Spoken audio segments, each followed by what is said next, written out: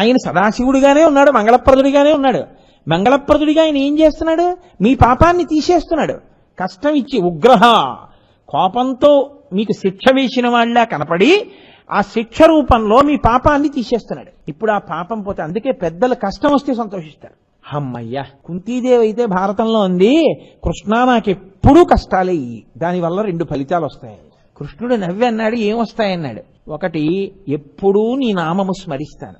సుఖాలే ఉన్నాయనుకో, నీవెవడకు కావాలి?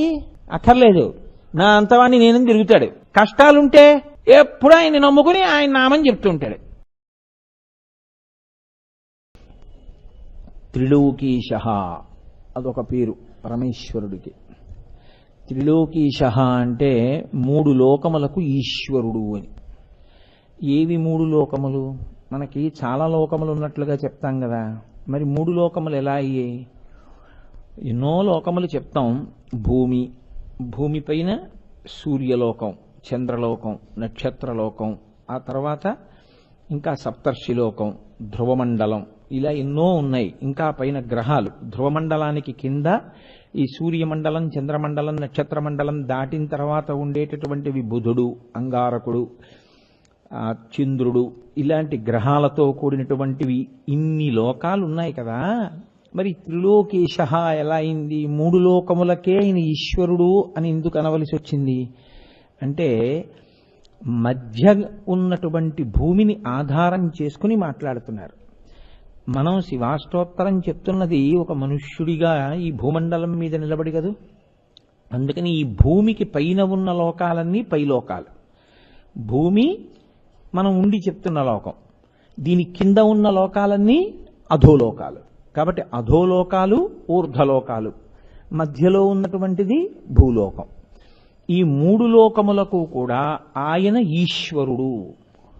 అంటే ఆయనే ప్రభుత్వమును కలిగినటువంటి వాడు. ఆయన ఎలా చెప్తే అలా నడుస్తుంది. ఈశ్వర శబ్దము నామమాత్రావశిష్టమైనటువంటి అధికారము కలిగినటువంటి వాడు కాదు. ఆయనే పరిపాలిస్తున్నాడు అని చెప్పినప్పటికీ ఆయనకి నిజంగా అధికారం లేని వాళ్ళు కొంతమంది ఉంటారు. నిజంగా ఆయనకేం అధికారం ఉండదు, ఆయన చేసే పరిపాలన ఉండదు, ఎవరో పరిపాలిస్తుంటారు, ఈయన పరిపాలకుడు అని చెప్పబడుతూ ఉంటాడు. అలా ఉన్నటువంటి అధికారం కాదు, ఆయన యథార్థమైన పరిపాలన చేస్తున్నవాడు. ఆయనే పరిపాలన చేస్తాడు. పరిపాలన అన్న మాట వచ్చినప్పుడు మీరు ఒకటి జ్ఞాపకం పెట్టుకోవాల్సి ఉంటుంది. నియతి అని ఒక మాట ఉంటుంది. కొన్ని నియమములను, కొన్ని కట్టుబాట్లను ఆయన ఏర్పాటు చేయవలసి ఉంటుంది. ఇవి పాటించిన వాళ్ళెవరో వాళ్ళు ఇంతకన్నా గొప్ప పరిస్థితిని చేరుకుంటారు. ఎవరు నా శాసనమును ధిక్కరిస్తారో వాళ్ళకు ఒక శిక్ష కూడా ఉండాలి కదూ. లేకపోతే ప్రభుత్వం అన్న మాటకు అర్థం ఏమిటండి? ఇంకా ప్రభుత్వము, పరిపాలన అన్న మాటకు అర్థం ఏంటంటే ఎప్పుడూ మీకు గ్రంథాలయాలు పెట్టడం, ఎప్పుడూ మీకు రోడ్లు వేయించడం, ఎప్పుడూ మీకు పాఠశాలలు పెట్టడం, ఎప్పుడూ మీకు మంచినీళ్ళు అందించడం, ఇది కాదు. సంక్షేమాన్ని చూడడంతో పాటు ఇవి ఎవరికి అందిస్తారు? నిజాయితీగా పన్నులు కట్టి ప్రభుత్వం మాట విని ప్రభుత్వం ఎలా చెప్పిందో అలా ప్రవర్తించే వాళ్ళందరూ ప్రభుత్వం ఇచ్చే సౌకర్యాలు వాడుకుంటూ సంతోషంగా గడుపుతారు. ప్రభుత్వం మాటని తిరస్కరించి ప్రభుత్వం చెప్పినట్టు నడుచుకోకుండా తన ఇష్టం వచ్చినట్టు తాను నడుచుకుంటానన్నవాడిని ప్రభుత్వం ఏం చేయాలి? అబ్బే ఆయన్ని మేమేం చేయలేమండి, మేము చేయవలసింది ఏమిటి అంటే మంచి చేస్తూ వెడుతుంటాం అంతే. మీరు ఒకవేళ తప్పు చేస్తే ఆ తప్పును తుడిచేయడానికే తప్ప మేము ఇంకేమీ చేయలేమండి, శిక్షించలేమంటే ఇంకా ప్రభుత్వం ఏమిటి? అందుకని ప్రభుత్వం తన మాట విన్నవాడికి సంక్షేమాన్ని కల్పిస్తుంది, తన మాట వినని వాడికి శిక్ష వేస్తుంది. రెండూ పరిపాలన యందు అంతర్భాగములే. అందుకే రక్షక భట వ్యవస్థని ప్రభుత్వమే పెడుతుంది, కారాగారాల్ని ప్రభుత్వమే నిర్వహిస్తుంది. అవి ఎందుకండి అని అడగకూడదు, అవి ఉన్నాయి కాబట్టి ప్రభుత్వం మాట వినని వాళ్ళని అందులో పెడితే విన్నవాళ్ళు సంతోషంగా బతకగలుగుతారు కదండి. కాబట్టి ప్రభుత్వము రెండూ చేస్తూ ఉండాలి, రెండూ చేస్తూ ఉండాలి. ఈ రెండూ చేస్తూ ఉండడమే కాకుండా ప్రభుత్వము ఎప్పుడూ పరాకుగా గమనిస్తూ ఉండాలి కదా. తప్పు చేసేసిన తర్వాత కారాగారంలో పడాయి, తప్పు చేయకుండా ఉంటే ఉపకారం చేసేయి అని కూర్చున్నాడు అనుకోండి. ఇప్పుడు పరిపాలన ఏమిటి? అసలు తప్పు జరిగే అవకాశం ఏమైనా ఉందా? అటువంటి పద్ధతిలో ఎవరైనా ప్రవర్తించే అవకాశం ఉందా? గూఢచర్యము అంటారు. కనిపెట్టి ఉండేటటువంటి శక్తి కలిగిన వాడై ఉంటుంది ప్రభుత్వం. ఈశ్వరుడు కూడా మూడు లోకముల యందు అటువంటి అధికారమును పొంది ఉంటాడు. ఇప్పుడు మూడన్న మాటని మీరు ఎలా అర్థం చేసుకోవాల్సి ఉంటుందంటే సమస్త లోకముల యందు ఆయనకు అటువంటి అధికారం ఉంటుంది. ఇప్పుడు అటువంటి అధికారం ఉంది అన్నప్పుడు మీరు ఒకటి చాలా జాగ్రత్తగా గమనించవలసి ఉంటుంది. నియతిని ఆయన ఎలా ఏర్పాటు చేస్తాడు? ప్రధానంగా ఇది ఊర్ధ్వలోకాలు అధోలోకాల గురించి కాసేపు పక్కన పెట్టండి. మనం ఎవరి గురించి మాట్లాడవలసి ఉంటుందంటే ఎక్కువగా మన గురించే మాట్లాడవలసి ఉంటుంది. ఊర్ధ్వలోకాల వాళ్ళ గురించి మాట్లాడటము తప్పు కాదు, అధోలోకాల్లో ఉన్న వాళ్ళ గురించి మాట్లాడటము తప్పు కాదు. కానీ అది నీకెంత ఉపకారం చేస్తుంది అన్న విషయంలో కొంచెం పరాకు వహించితే నీ గురించి మాట్లాడడం ఎక్కువ శ్రేయస్సు. భూలోకం గురించి ఈశ్వరుడు వేదమును ప్రవర్తింపచేశాడు. వేదమును తన శాసనంగా మీరు ఇలా అనుభవించవలసి ఉంటుంది. వేదము ఎలా చెప్పిందో మీరు అలా జీవించండి అంతే. శంకర భగవత్పాదులు అందుకే అవతార పరిసమాప్తి చేస్తూ అదే చెప్తారు. నువ్వు ఏం చేశావు అన్నది కాదు, నువ్వు వేదం చెప్పినట్టు చేస్తున్నావా అన్నది చాలా ప్రధానం. వేదం చెప్పినట్టు బ్రతకకుండా మరొకలా నువ్వు భక్తిగా ఉన్నానని పూజ చేస్తున్నాను అంటే దాన్ని శాస్త్రం అంగీకరించదు, ఈశ్వరుడు అంగీకరించడు. ఈశ్వరుడు ఎలా చెప్పాడో అలా చెయ్యవలసి ఉంటుంది. నేను ఒక ప్రభుత్వ కార్యాలయంలో ఉద్యోగం చేస్తున్నాను అనుకోండి, నాకు కొన్ని నియమాలు ఉంటాయి, ప్రభుత్వం పెట్టినటువంటి నియమాలు కొన్ని ఉంటాయి. నేను ఓ చాపోటి పట్టుకెళ్ళి నేను ఈ చాప వేసుకుని కూర్చొని పనిచేస్తే నాకు బాగుంటుందండి, నేను కాబట్టి కింద కూర్చొని చాప వేసుకుని పనిచేస్తానంటే అలా ఏం అంగీకరించరు. నువ్వు కుర్చీలో కూర్చుని పని చేయవలసి ఉంటుంది. అంతేకాని ఒకడు చాప వేసుకుని, ఒకడు పరుపు వేసుకుని, ఒకడు వెలకిలా పడుకుని పని చేస్తానంటే అలా ఏం ఉండదు. అందరూ ప్రతివాడు ఓ కుర్చీలో కూర్చోవాలి, పని చెయ్యాలి. అలాగే ఈశ్వరుడు కూడా నీతి పెడతాడు. నువ్వు చేసేయడం కాదు, ఈశ్వరుడు చెప్పినట్టు చేస్తున్నావా అది ప్రధానం. చేసేయడం అనేటటువంటిది ఈశ్వరుడు దాన్ని ప్రధానంగా గణనలోకి తీసుకోడు. కొంతవరకు మంచిది చేశాడు, కానీ ఈశ్వరుడు చెప్పినట్టు చెయ్యకపోతే అసలు ఆచారం అన్న మాటకు అర్థమే ఉంటుంది నాకు చెప్పండి.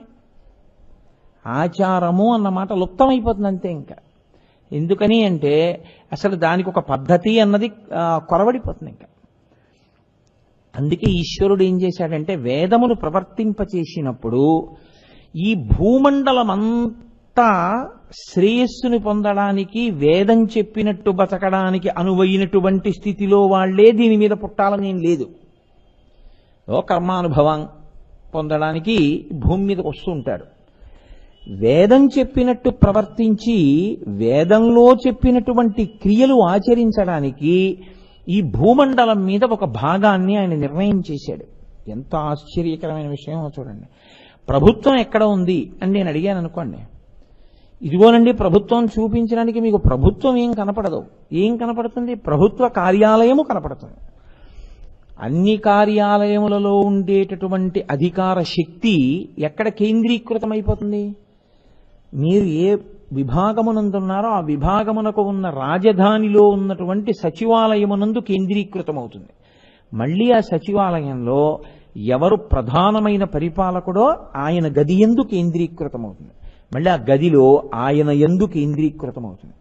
ఆయన యందు కేంద్రీకృతమైన అధికారము ఆయన సంతక రూపంలో బయటకు వస్తుంది కదండి. ఆయన ఒక సంతకం పెట్టాడు అంతే, శాసనం.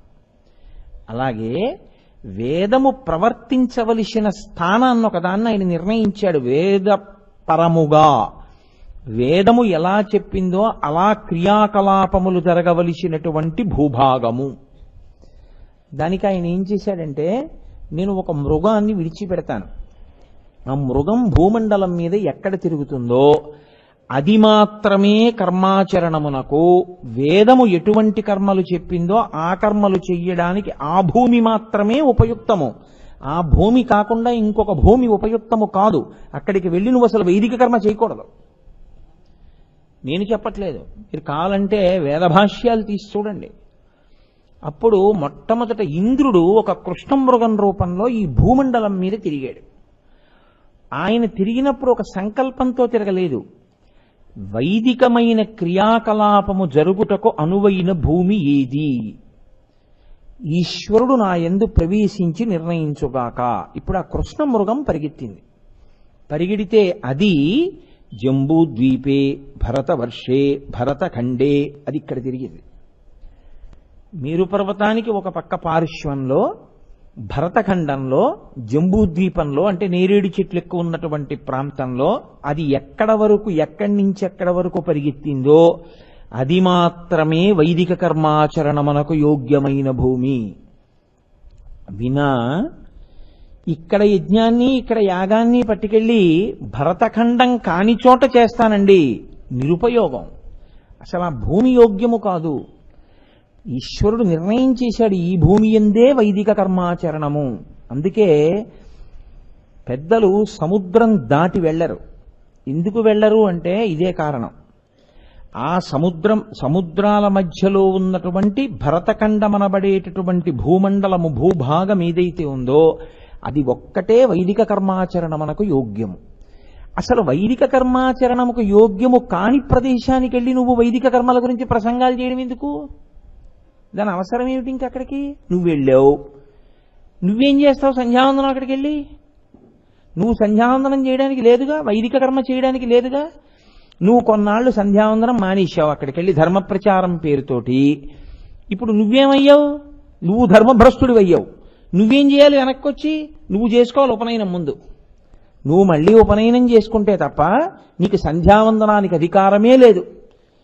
కంచికామకోటి పీఠాధిపత్యం వహించినటువంటి మహాపురుషులు చంద్రశేఖరేంద్ర సరస్వతీ స్వామి వారి దగ్గరికి ఒకానొకప్పుడు విదేశాల నుంచి ఒక జంట వచ్చి, మేము మీ పాదుకలకు పూజ చేస్తాం, పాదుకా పూజ చేస్తామన్నారు. అంటే ఆయన అన్నారు, మీరు ఆకాశమంతెత్తు బంగారు కాసులు పోసినా నా పాదుకలు ముట్టుకోవడానికి, నా పాదుకలకు పూజ చేయడానికి అంగీకరించను.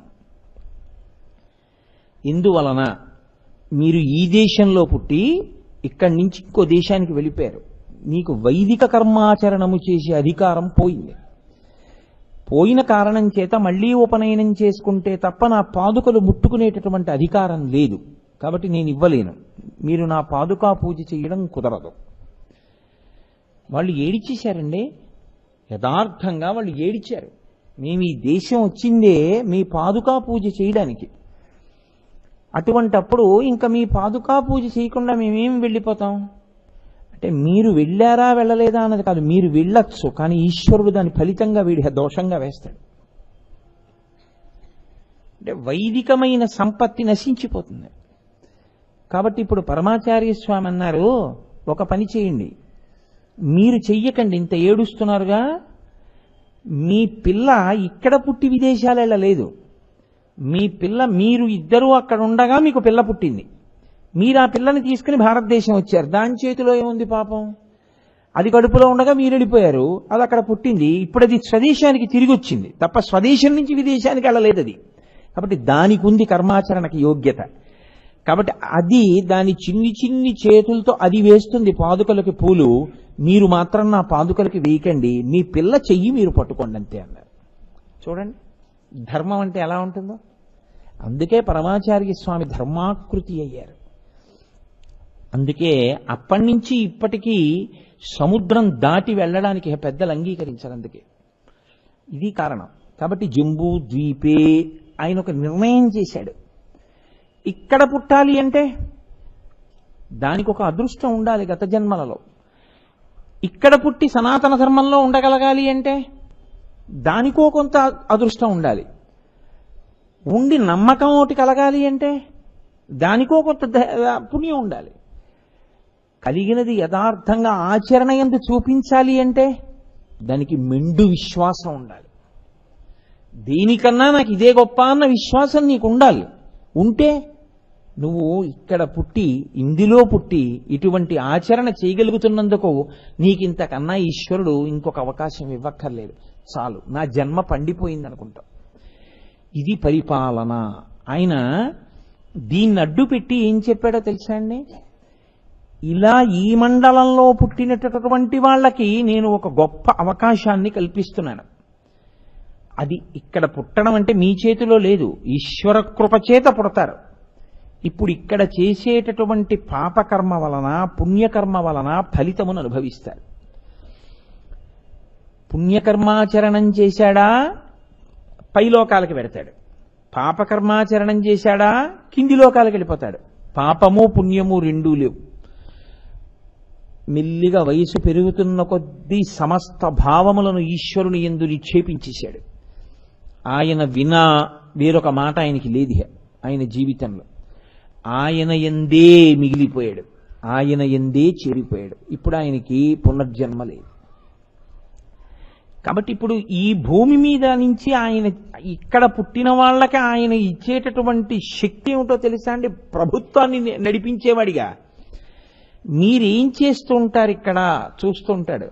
అంటే మీరు ఆలోచించండి, జీవయాత్రలో ఎన్ని కోట్ల కోట్ల కోట్ల కోట్ల జన్మల తర్వాత బహుశా మీరు ఇక్కడ ఇలా జన్మించే అవకాశం కలిగి ఉంటుంది.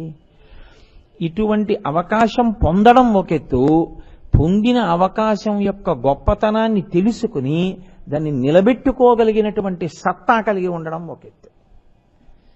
ఈశ్వరుడు నోరిచ్చాడు, నువ్వు రామనామం చెప్పద్దు. ఈశ్వరుడు వైదిక కర్మాచరణం చేసే అధికారం ఇచ్చాడు, ఎలా చేయమన్నాడో అలా నువ్వు చెయ్యొద్దు. అలా నువ్వు చెయ్యగలిగితే ఆనాడు నువ్వు ఈశ్వరుడి కృపకి పాత్రుడవుతావు.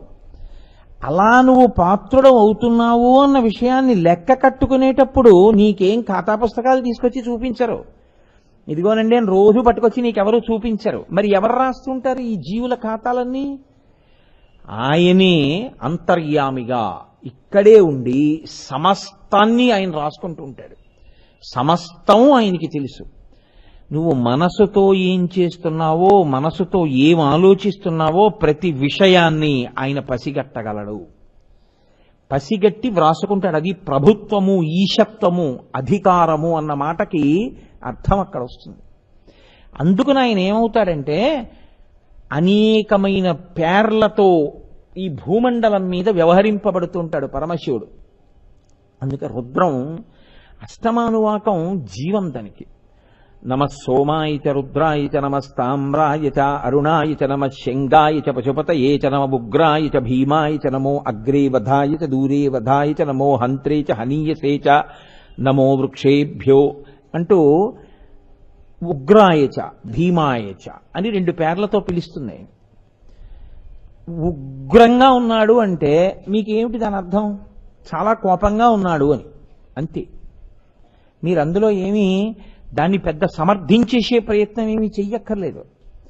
వేదం అలా చెప్పింది. నమ ఉగ్రాయచ, ఆయన కోపంగా ఉన్నవాడే. భీమాయచ, ఆయన భయం కలిగించేటట్టుగా ఉన్నాడు. భీమాయచ అంటే నమ ఉగ్రాయచ భీమాయచ, ఆయన భయాన్ని కల్పిస్తూ ఉంటాడు. ఆయన ఎందుకు అలా ఉండడం? మరి అలా ఉండవలసిన అవసరం ఆయనకి ఏమిటి అంటే పాపం చేసిన వాళ్ళకి భయపెట్టడానికండి. నేనంటాను, మీతో ఒక మాట చెప్తాను. సదాశివ అని ఒక నామం ఉందా? సదాశివుడు అంటుంటాం. మీకు ఆ సదాశివ అన్న నామం ఈశ్వర సంబంధంగా ఇంకా ఏ పేర్లకి ముందు సదా విశేషణం వెయ్యరు. సదా బ్రహ్మ, సదా విష్ణువు అలా ఉండవు. మహాశివుడు ఉండడు, మహావిష్ణువు ఉంటారు. మహాదేవుడుగా శివుడు ఉంటాడు. అసలు ఆ చమత్కారం ఆ పిలవడంలో ఉంటుంది. మహాదేవుడుగా ఉన్న శివుడు పరమశివుడు. పరమ అంటే ఎప్పుడూ శాంతం, ఎప్పుడూ కళ్యాణం, ఎప్పుడూ మంగళం. ఇటువంటి ఆయన సదాశివుడే. సదా అంటే ఎల్లప్పుడూ. ఒకప్పుడు శివుడిగా ఉండి ఒకప్పుడు ఉగ్రమూర్తిగా, భీమమూర్తిగా ఉండేవాడు కాడాయన. ఆయన ఎప్పుడూ సదాశివుడే. మరప్పుడు ఉగ్ర అన్న నామం, భీమా అన్న నామం ఎలా వచ్చాయి? మరి ఉగ్ర అంటే కోపంగా ఉండడం అన్నాం కదండి. మరి సదాశివ అంటున్నాం పక్కన. మరి సదాశివుడికి కోపం ఎప్పుడు వచ్చింది? ఆయన మహాశాంతమూర్తి అండి. ఆయనకి ఉగ్రుడు అనో పేరుందండి అన్నాను అనుకోండి, ఎలా పొంతన కుదురుతుందండి రెండింటికి? ఆయన ఎప్పుడూ శాంతమూర్తి, ఆయనకి అసలు కోపమే రాదు. అమ్మో ఆయనకి కోపం వచ్చినప్పుడు చూడాలి ఆయన్ని, ఒకప్పుడు వచ్చినప్పుడు ఎలా ఉన్నాడో తెలుసా అండి, అసలు చూడలేమైందన్నారు. ఇప్పుడు ఏది నిజం? ఆయన ఎప్పుడూ శాంతమూర్త, అప్పుడప్పుడు కోపం వస్తూ ఉంటుందా? అప్పుడప్పుడు కోపం వచ్చి అప్పుడప్పుడు శాంతంగా ఉండడం, అప్పుడప్పుడు ఒక చోట ఉపద్రవం సృష్టించి ఒక చోట ప్రశాంతంగా ఉండడం ఉంటూ ఉంటుంది లోకంలో. ఎందుకనంటే ఈ భూమండలం మీదే ఒక చోట భూకంపం వస్తుంది, ఒక చోట వేలపట్టణ వర్షాలు పడి అందరూ పండగ చేసుకుని సంతోషంగా ఉంటారు, అది ఉంటుంది. అప్పుడు ఒక చోట ప్రకంపన వచ్చింది, ఒక చోట ప్రశాంతంగా ఉంది తప్ప అంతటా ప్రశాంతంగా మాత్రం లేదు కదా.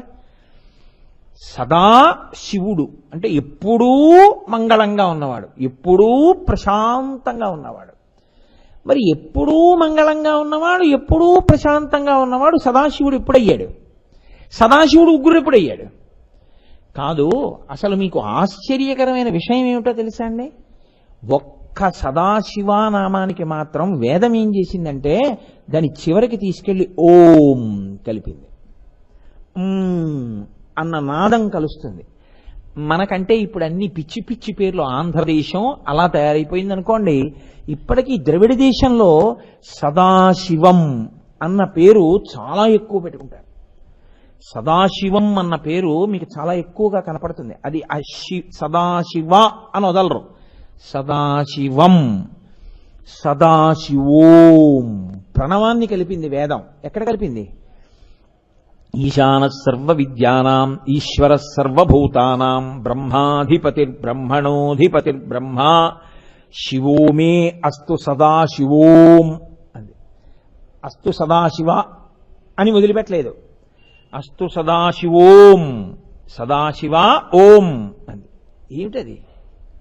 అలా ఎందుకు సదాశివ దగ్గరే ఎందుకు అనాలి?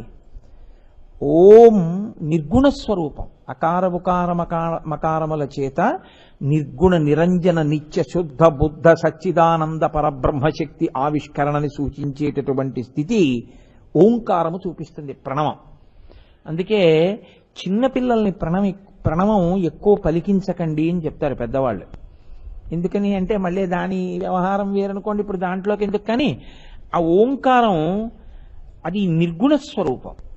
నిర్గుణ స్వరూపమైనటువంటి ఓంకారము తర్జుమా అయిపోతే మూర్తిగా వస్తుంటుంది ఒక్కొక్కసారి. అందుకే రామచంద్రమూర్తికి రామ సీతారామ లక్ష్మణ హనుమలే ఉంటారు. అకార ఉకార మకార నాదము నలుగురు అకార ఉకార మకార అన్న నాదము కలిస్తే ఆ ఓం సీతారామ లక్ష్మణ హనుమలుగా చిత్రపటం ఉంటుంది. అందుకే భరత శత్రుఘ్నులు వాళ్ళు ఇంక ఉండాలని ఏం లేదు, ఇంకా వాళ్ళ నలుగురితోటే ఉంటుంది పట్టాభిషేకం. అలా సదాశివ ఎప్పుడూ ప్రశాంతంగా ఉండేవాడు ఓం నిర్గుణుడు. నిర్గుణుడు శాంతమూర్తి అంటే మళ్ళీ గుణం రాలా? ఎలా కుదురుతుంది? అందుకే అసలు ఈ తలకాయ ఎక్కడుంది మాకు చెప్పండి అని అడిగారు. ఎవ్వరికీ లేని రీతిలో పైకి ఉందన్నాడు. అందుకే సద్యోజాత ముఖం పశ్చిమాన్ని చూస్తుంది, అఘోర ముఖం దక్షిణాన్ని చూస్తుంది, తత్పురుష ముఖం తూర్పుని చూస్తుంది, వామదేవ ముఖం ఉత్తరాన్ని చూస్తుంది, ఈశాన ముఖం పైకి ఉంటుంది. ఈ పైకి ఉన్న ముఖం ఏం చేస్తుంటుందంటే అనుగ్రహాన్ని ఇస్తుంది. అనుగ్రహము అంటే మాయని తీసివేయుట, మాయ అన్న పొరని చిదిపేస్తుంది. చిదిపేస్తే యథార్థ స్వరూప భాష కలుగుతుంది. అందుకే మన వాళ్ళు మాయని అవనిక అంటారు. అవనిక అంటే తెర, అది అందులో కలిసిపోయింది అన్నదానికి ముందు తెర పట్టారు అంటే అది ఇంకా దీనిది కాదు అని గుర్తు. మీరు చూడండి, పెళ్లిలో తెర పడతారు, తెర పట్టినంత సేపు ఆడపిల్ల తల్లిదండ్రుల దగ్గరే ఉంటుంది. కన్యాదానం చేసేసి తెర దింపేశారు, పెళ్లి కొడుకు పెళ్లి కూతురు ఒక పీట మీదకి వచ్చేస్తారు. ఇంకా క్షణం నుంచి ఆయన ఆవిడిది, వాళ్ళిద్దరు ఒక పీట మీదకి వస్తారు. తల్లిదండ్రులు ఏమవుతారు? కాసేపు పక్కన కూర్చొని చేయించి వాళ్ళు లేచిపోతారు. ఇంకా వాళ్ళిద్దరూ బ్రహ్మముడి వేసుకుని వాళ్లే హోమం అవి మొదలు పెట్టేస్తారు. అంటే అప్పటి వరకు ఇద్దరేమో, ఇక ఆ తర్వాత వాళ్ళిద్దరు కారు ఒకరే. కాబట్టి ఎప్పుడూ వాళ్ళ మధ్యలోకి వెళ్ళవద్దు. తెరపట్టి తెరదించేస్తూ ఉంటారు ఒకటైపోయేటటువంటి స్థితిలో. అది ఆ మాయా అన్న అవనికని ఆయన ఎత్తాడనుకోండి, తిరోధానమూర్తి అంటారు. ఆ మాయని తీసేస్తాడు. అనుగ్రహమూర్తి. ఆ అనుగ్రహమూర్తి అయితే సదాశివోం నిర్గుణ నిరంజనమైనటువంటి పరబ్రహ్మమునందు ఐక్యం చేసేస్తాడు. అలా కలపగలిగినటువంటి స్థితి మోక్షప్రదాత. అప్పుడు మోక్షం ఇచ్చాడు అని గుర్తు. అది ఊర్ధ్వముఖమై ఉంటుంది. ఇప్పుడు ఆ ముఖానికి సదాశివుడు అని పేరు. అందుకని సదాశివోం. ఆయన ఎవరు? ఈశాన సర్వ విద్యానాం ఈశ్వర సర్వభూతానాం. ఆయన ఒకరికి ఇద్దరికి కొంతమందికి కాదు. ఈశ్వర సర్వభూతానాం, సమస్త భూతములకు అంటే సమస్త ప్రాణులకు ఆయనే ప్రభువు. సర్వ విద్యానాం, ఈ లోకంలో ఎన్ని విద్యలు ఉన్నాయని నువ్వు అనుకుంటున్నావో అన్ని విద్యలకు ఆయనే అధిపతి. సమస్త శబ్దములకు ఆయన ఢమరుకే కారణం. సమస్త నృత్యములకు, సమస్త నాట్యములకు ఆయనే కారణం. అన్ని ధ్వనులకు ఆయనే కారణం. అన్ని శబ్దములకు ఆయనే కారణం. ధ్వని అంటే అర్థం లేనిది, శబ్దము అంటే అర్థం ఉన్నది. కాబట్టి ఇన్ని ఎక్కడి నుంచి వచ్చాయి? ఆయనలోంచే వచ్చాయి. కాబట్టి ఈశాన సర్వ విద్యానాం ఈశ్వర సర్వభూతానాం బ్రహ్మాధిపతి. ఈ సృష్టి మరి బ్రహ్మగారు కదా చేశారు. సృష్టి చెయ్యమని బ్రహ్మని సృష్టి చేసింది ఆయనే. ఇది ప్రభుత్వం అన్న మాటకు అర్థం. త్రిలోకాధిపతి అన్న మాటకి మీరు ఎట్నుంచి తీసుకుంటే వస్తుందో దాన్ని తేలిగ్గా మీకు అందించే ప్రయత్నం చేస్తున్నాను. ఇప్పుడు బ్రహ్మను ఎవరు సృష్టించారు? ఆయనే. అందుకే ఆయన గౌరవం ఇస్తారు. ఇంత సృష్టి ఆయన వలన జరిగింది కాబట్టి ఆయన తలకాయ పడిపోతుంది కాలంలో ఒకప్పుడు. అయ్యయ్యో పాపం ఆయన తలకాయ కూడా అలా శ్మశానంలో పడిపోవలసిందే, నక్కల కొరకవలసిందే కాదు. కాబట్టి ఆయన ఏం చేస్తాడంటే దాన్ని తీసి ఒక తడపకి గుచ్చి మెళ్ళో వేసుకుంటాడు. ఇప్పుడు ఆ మెళ్ళో వేసుకుంటే ఏమైంది? ఒక పుర్రె. శివుడి మెళ్ళో ఎన్ని పుర్రెలు ఉన్నాయి? లెక్క పెట్టడానికి వీల్లేదు. ఆవలి అంటే వరుస.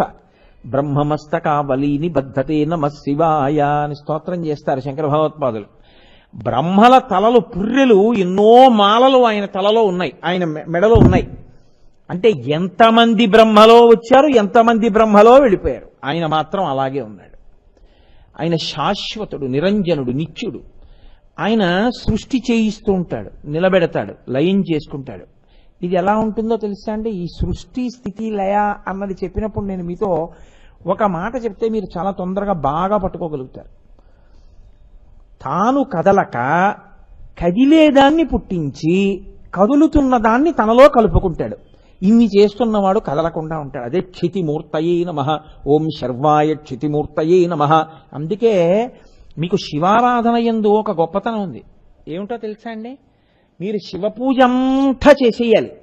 మీకు సమయం లేదేదో అంటే ప్రతిరోజు అలా చేయమని కాదు నా ఉద్దేశ్యం. కానీ సమయం లేకపోతే ఏం చేసేయాలో తెలుసా?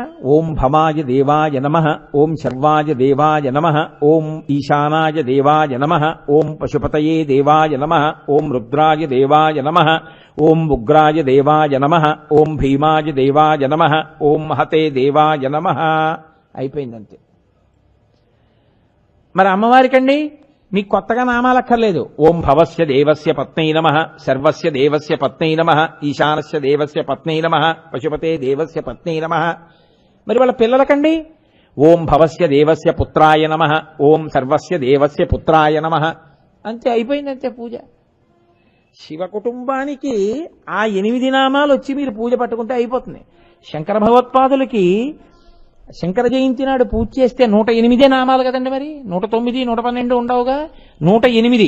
గురువు గారికి కట్నం ఇస్తే 116. అంటే కట్నాలు పుచ్చుకుంటారు గురువు గారులు అన్న ఉద్దేశ్యం కాదు. శంకర భగవత్పాదులు కట్నం పుచ్చుకుంటారా? కాదు, మర్యాదా పురస్సరంగా ఇచ్చేది 116. మరి గురువు గారి నామాలు కదా, గురు పూజ నాడు 108తో ఎలా పూర్తి చేస్తారు? 116 ఎలా చేస్తారు? శివుడు 8 నామాలు అక్కడ కలుపుతారు. అందుకే ఆ 108 చెప్పి 8 కలిపి 116 నామాలతో శంకర జయంతి నాడు శంకరాచార్య స్వామి వారికి పూజ చేస్తాడు. అటువంటి శివుడు పృథివీ రూపంలో ఉంటాడు. ఆయన భగ్గః అంటారు. అలా ఉన్నప్పుడు ఆయన అలా ఉండి, అది పరిపాలన అన్న మాటలోంచి మీకు నేను చెప్తున్నది. త్రిలోకేశ, ఇప్పుడు త్రిలోకేశలోంచి భర్గ, శర్వ, ఈశాన ఇవన్నీ నడిచిపోతున్నాయని మీరు గమనించవలసి ఉంటుంది. కాబట్టి ఇప్పుడు ఈ భూమి రూపంలో ఆయన ఉన్నాడు. మీరు ఏ రూపంలో తీసుకోండి ఆయన అలాగే చేస్తాడు. సృష్టి స్థితి లయాలు, అది ఆయన ప్రభుత్వం. ఒక విత్తనం చెట్టుగా పైకొచ్చింది. ఎక్కడ విత్తనం చెట్టు అవ్వాలి? భూమిలోనే అవ్వాలి. ఇప్పుడు అది భూమిలోంచి పైకొచ్చింది. పైకొచ్చిన చెట్టు కదులుతోంది, కాయలు కాస్తోంది, పళ్ళు పండుతోంది, చిగుర్లు వేస్తోంది, ఎండుతోంది, మళ్ళీ చిగుర్లు వేస్తోంది. ఇన్ని మార్పులు వచ్చాయి. ఆఖరికి ఆ చెట్టు పడిపోయి కలిసిపోయింది. ఎందులో కలిసిపోవాలి? భూమిలోనే కలిసిపోవాలి. ఏ భూమిలోంచి పుట్టి ఏ భూమి మీద పెరిగి ఏ భూమి మీద తిరిగి ఏ భూమిలో కలిసిపోయిందో ఆ భూమి కదిలిందా? కదలదు. తాను కదలక కదలికలకన్నింటికీ తాను అలవాలమవుతుంది. అలా సృష్టి స్థితి లయలు మూడు చేస్తుంటుంది భూమి. భూమి వరకు ఎందుకండి, ఇది కూడా అంతేగా. యథార్థమునకు ఇందులోంచే వచ్చింది. అమ్మ కడుపు అంటే పృథివీ, అందులో ఉంది, అందులోంచి వచ్చింది, దాని మీదే ఉంది, దాన్నే తింది, మట్టి వికారాన్నే తింటుంది. యాపిల్ పండు తిందంటే యాపిల్ పండు ఎక్కడి నుంచి వస్తుంది? గోధుమ రొట్టె తింది రాత్రి అంటే ఎక్కడి నుంచి వస్తుంది? అన్నం తిన్నారంటే ఎక్కడి నుంచి వచ్చింది? భూమిలోంచే వచ్చింది. అదే శర్వాణి అంటారు. శర్వాణి చాలా గొప్ప నామం. భూ సంబంధమైన సమస్త ఐశ్వర్యమునకు ఆవిడ కారణం. శర్వ, అప్పుడు ఆయన ఐశ్వర్యకారకుడు. ఆమె సమస్త ఐశ్వర్యాన్ని ఇస్తున్నాడు. అప్పుడు ఆయన కదిలాడు కదిలాడు కదిలాడు కదిలాడు పడిపోయాడు. ఇప్పుడు ఎక్కడికై కలిసిపోవాలి? ఇందులోనే కలిసిపోవాలి. ఇప్పుడు ఆయన సృష్టి స్థితి లయ మూడు చేస్తున్నాడా చేయట్లేదా? ప్రభుత్వం నడుస్తుండడం అంటే అది. మళ్ళీ సృష్టి స్థితి లయ చేసేటప్పుడు ఏదో ఆయన చిత్తం వచ్చినట్టు 300 తొండలు చేయి, ఓ 400 బల్లులు చేయి, ఓ 500 పందులు చేయి అంటున్నాడా? ఏ పుర్రె పంది అవ్వాలో పంది పుర్రె కుక్క అవ్వాలో, కుక్క పుర్రె ఆవవ్వాలో, ఆవు పుర్రె బ్రాహ్మణుడు అవ్వాలో, బ్రాహ్మణుడి పుర్రె మళ్ళీ కిందకి వెళ్ళిపోవాలో, లేకపోతే ఈశ్వరుల్లో కలవాలో, దేవత అవ్వాలో, చేసిన పాపపుణ్యములను బట్టి విచారణ చేసి గమనించి జీవుడి యొక్క పాపపుణ్యములను లెక్కలు వ్రాసి నిర్ణయం చేస్తున్నాడా? ఎన్ని లెక్కలు, ఎన్ని కోట్ల జీవులు ఇవి ఎన్ని రాస్తున్నాడో, ఎప్పుడు రాస్తున్నాడో, ఎక్కడ రాస్తున్నాడో నీకు నాకు తెలియదు, రాస్తున్నాడు అంతే. ఇన్ని నిర్వహించగలిగిన సమర్థత ఉన్నవాడు సర్వజ్ఞుడై ఉన్నాడు. సర్వజ్ఞ. ఆయనకి తెలియనిదంటూ ఏం లేదు. ఆయన ఈశాన సర్వభూతానాం, ఈశ్వర సర్వభూతానాం. అందుకే మన వాళ్ళు మూడవ కంటికి తెలియకుండా చెయ్యండి అనాలి. మూడవ కంటి వాడికి తెలియకుండా చేయండి అంటారు. అంతకన్నా పిచ్చి మాట ఇంకోట్లేదు. అప్పుడు ఎవరికి చెప్పారో వాడు ఏమనాలంటే అది కుదరదులేవా అనాలి. మూడో కంటి వాడికి తెలియకుండా నువ్వేం చేస్తావు? మూడో కంటి వాడు నీలో అంతర్యామి, వాడు నువ్వు వాడికి తెలియకుండా ఎలా చేయగలవు? మూడవ కంటికి తెలియకుండా అంటే నీ 2 కన్నులు తప్ప ఇంకొక 2 కన్నులలోని ఒక కన్ను కూడా చూడకుండా, అది రహస్యం అని. మూడో కంటి వానికి తెలియకుండా చేయండి అంటుంటారు. త్రయంబక, 3 కన్నులు ఉన్నవాడు, వాడికి తెలియకుండా ఏమీ అవ్వదు. సూర్యచంద్ర అగ్నిహోత్రాలు, రాత్రి అయితే చంద్రుడిగా చూస్తాడు, పగలైతే సూర్యుడిగా చూస్తాడు, నీ ఒంట్లో వేడిగా చూస్తాడు. ఇంకా నువ్వు ఆయనకి తెలియకుండా చేసేదే ఉంది. అందుకే భక్తి అన్న మాటకు అర్థం ఏమిటో తెలుసా అండి? ఈశ్వర నీ సమక్షంలోనే నిన్న తప్పు చేశాను అని అనగలగడమే భక్తి. తప్పులన్నీ చేసేసి సమర్థించుకోవడం భక్తి కాదు, తప్పు చేసి తప్పొప్పుకోవడం భక్తి. ఈశ్వరుడి దగ్గరికి వెళ్ళి నిజమే తెలియకపోవడం ఏంటి, నువ్వు చూడకపోవడం ఏంటి, నీ కళ్ళ ముందు చేశానా తప్పు, నేను మన్నింపబడదను గాక, నేను క్షమింపబడదను గాక, ఇంకొక మారు నేను అలా చేయకుండా నన్ను అనుగ్రహించు. ఇలాంటివి ఎన్నో తెలుసా నేను చెప్పవలసి వస్తే.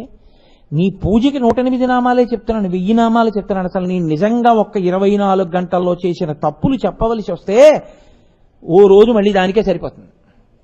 అందుకని అజ్ఞానినామయా దోషాన్ అశేషాన్ విహితాన్ హరే క్షమస్వత్వం క్షమస్వత్వం శేషశైల శిఖామణి. నిజాయితీగా ఇది చెప్పినవాడు ఎవడో వాడు భక్తుడు. నోటితో పాడినవాడు, నోటితో చెప్పినవాడు భక్తుడు ఎందుకు అవుతాడు?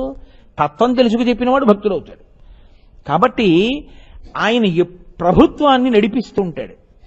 ఈ ప్రభుత్వాన్ని నడిపించడంలో ఆయన గమ్మత్తు ఎక్కడుంటుందో తెలుసా అండి? ఈ భూమికి మోయగలిగిన శక్తిగా ఆయన ఆవహించి ఉంటాడు. ఏది మోస్తోందండి సమస్తాన్ని? భూమే మోస్తోంది. ప్రతి దానికి ఒక పరిమితి ఉంటుంది, ఇంతకన్నా మొయ్యలేదు, క్యారీయింగ్ కెపాసిటీ అంటాం. ఓ lift carrying capacity, car carrying capacity. భూమికి మీరు నేను ఏమీ చెప్పలేం దాని క్యారీయింగ్ కెపాసిటీ. కానీ భూమి అంటుంది నేను మొయ్యలేకపోతున్నాను అంటుంది. అప్పుడు ఈశ్వరుడు అంటాడు ఏమి ఎందుకు మొయ్యలేకపోతున్నావు అంటాడు. పాపభారము పెరిగిపోయింది అంటుంది ఆవిడ. ఆవిడ ఏది మొయ్యలేదో తెలుసా అండి? అంటే ఈశ్వర శక్తి దేన్ని ఒప్పుకుంటుందంటే ఈశ్వరుడు చెప్పినట్టు ప్రవర్తించి బతుకుతున్న వాళ్ళు ఎన్ని కోట్ల మంది ఉన్నా ఈశ్వరుడికి బరువు కాదు.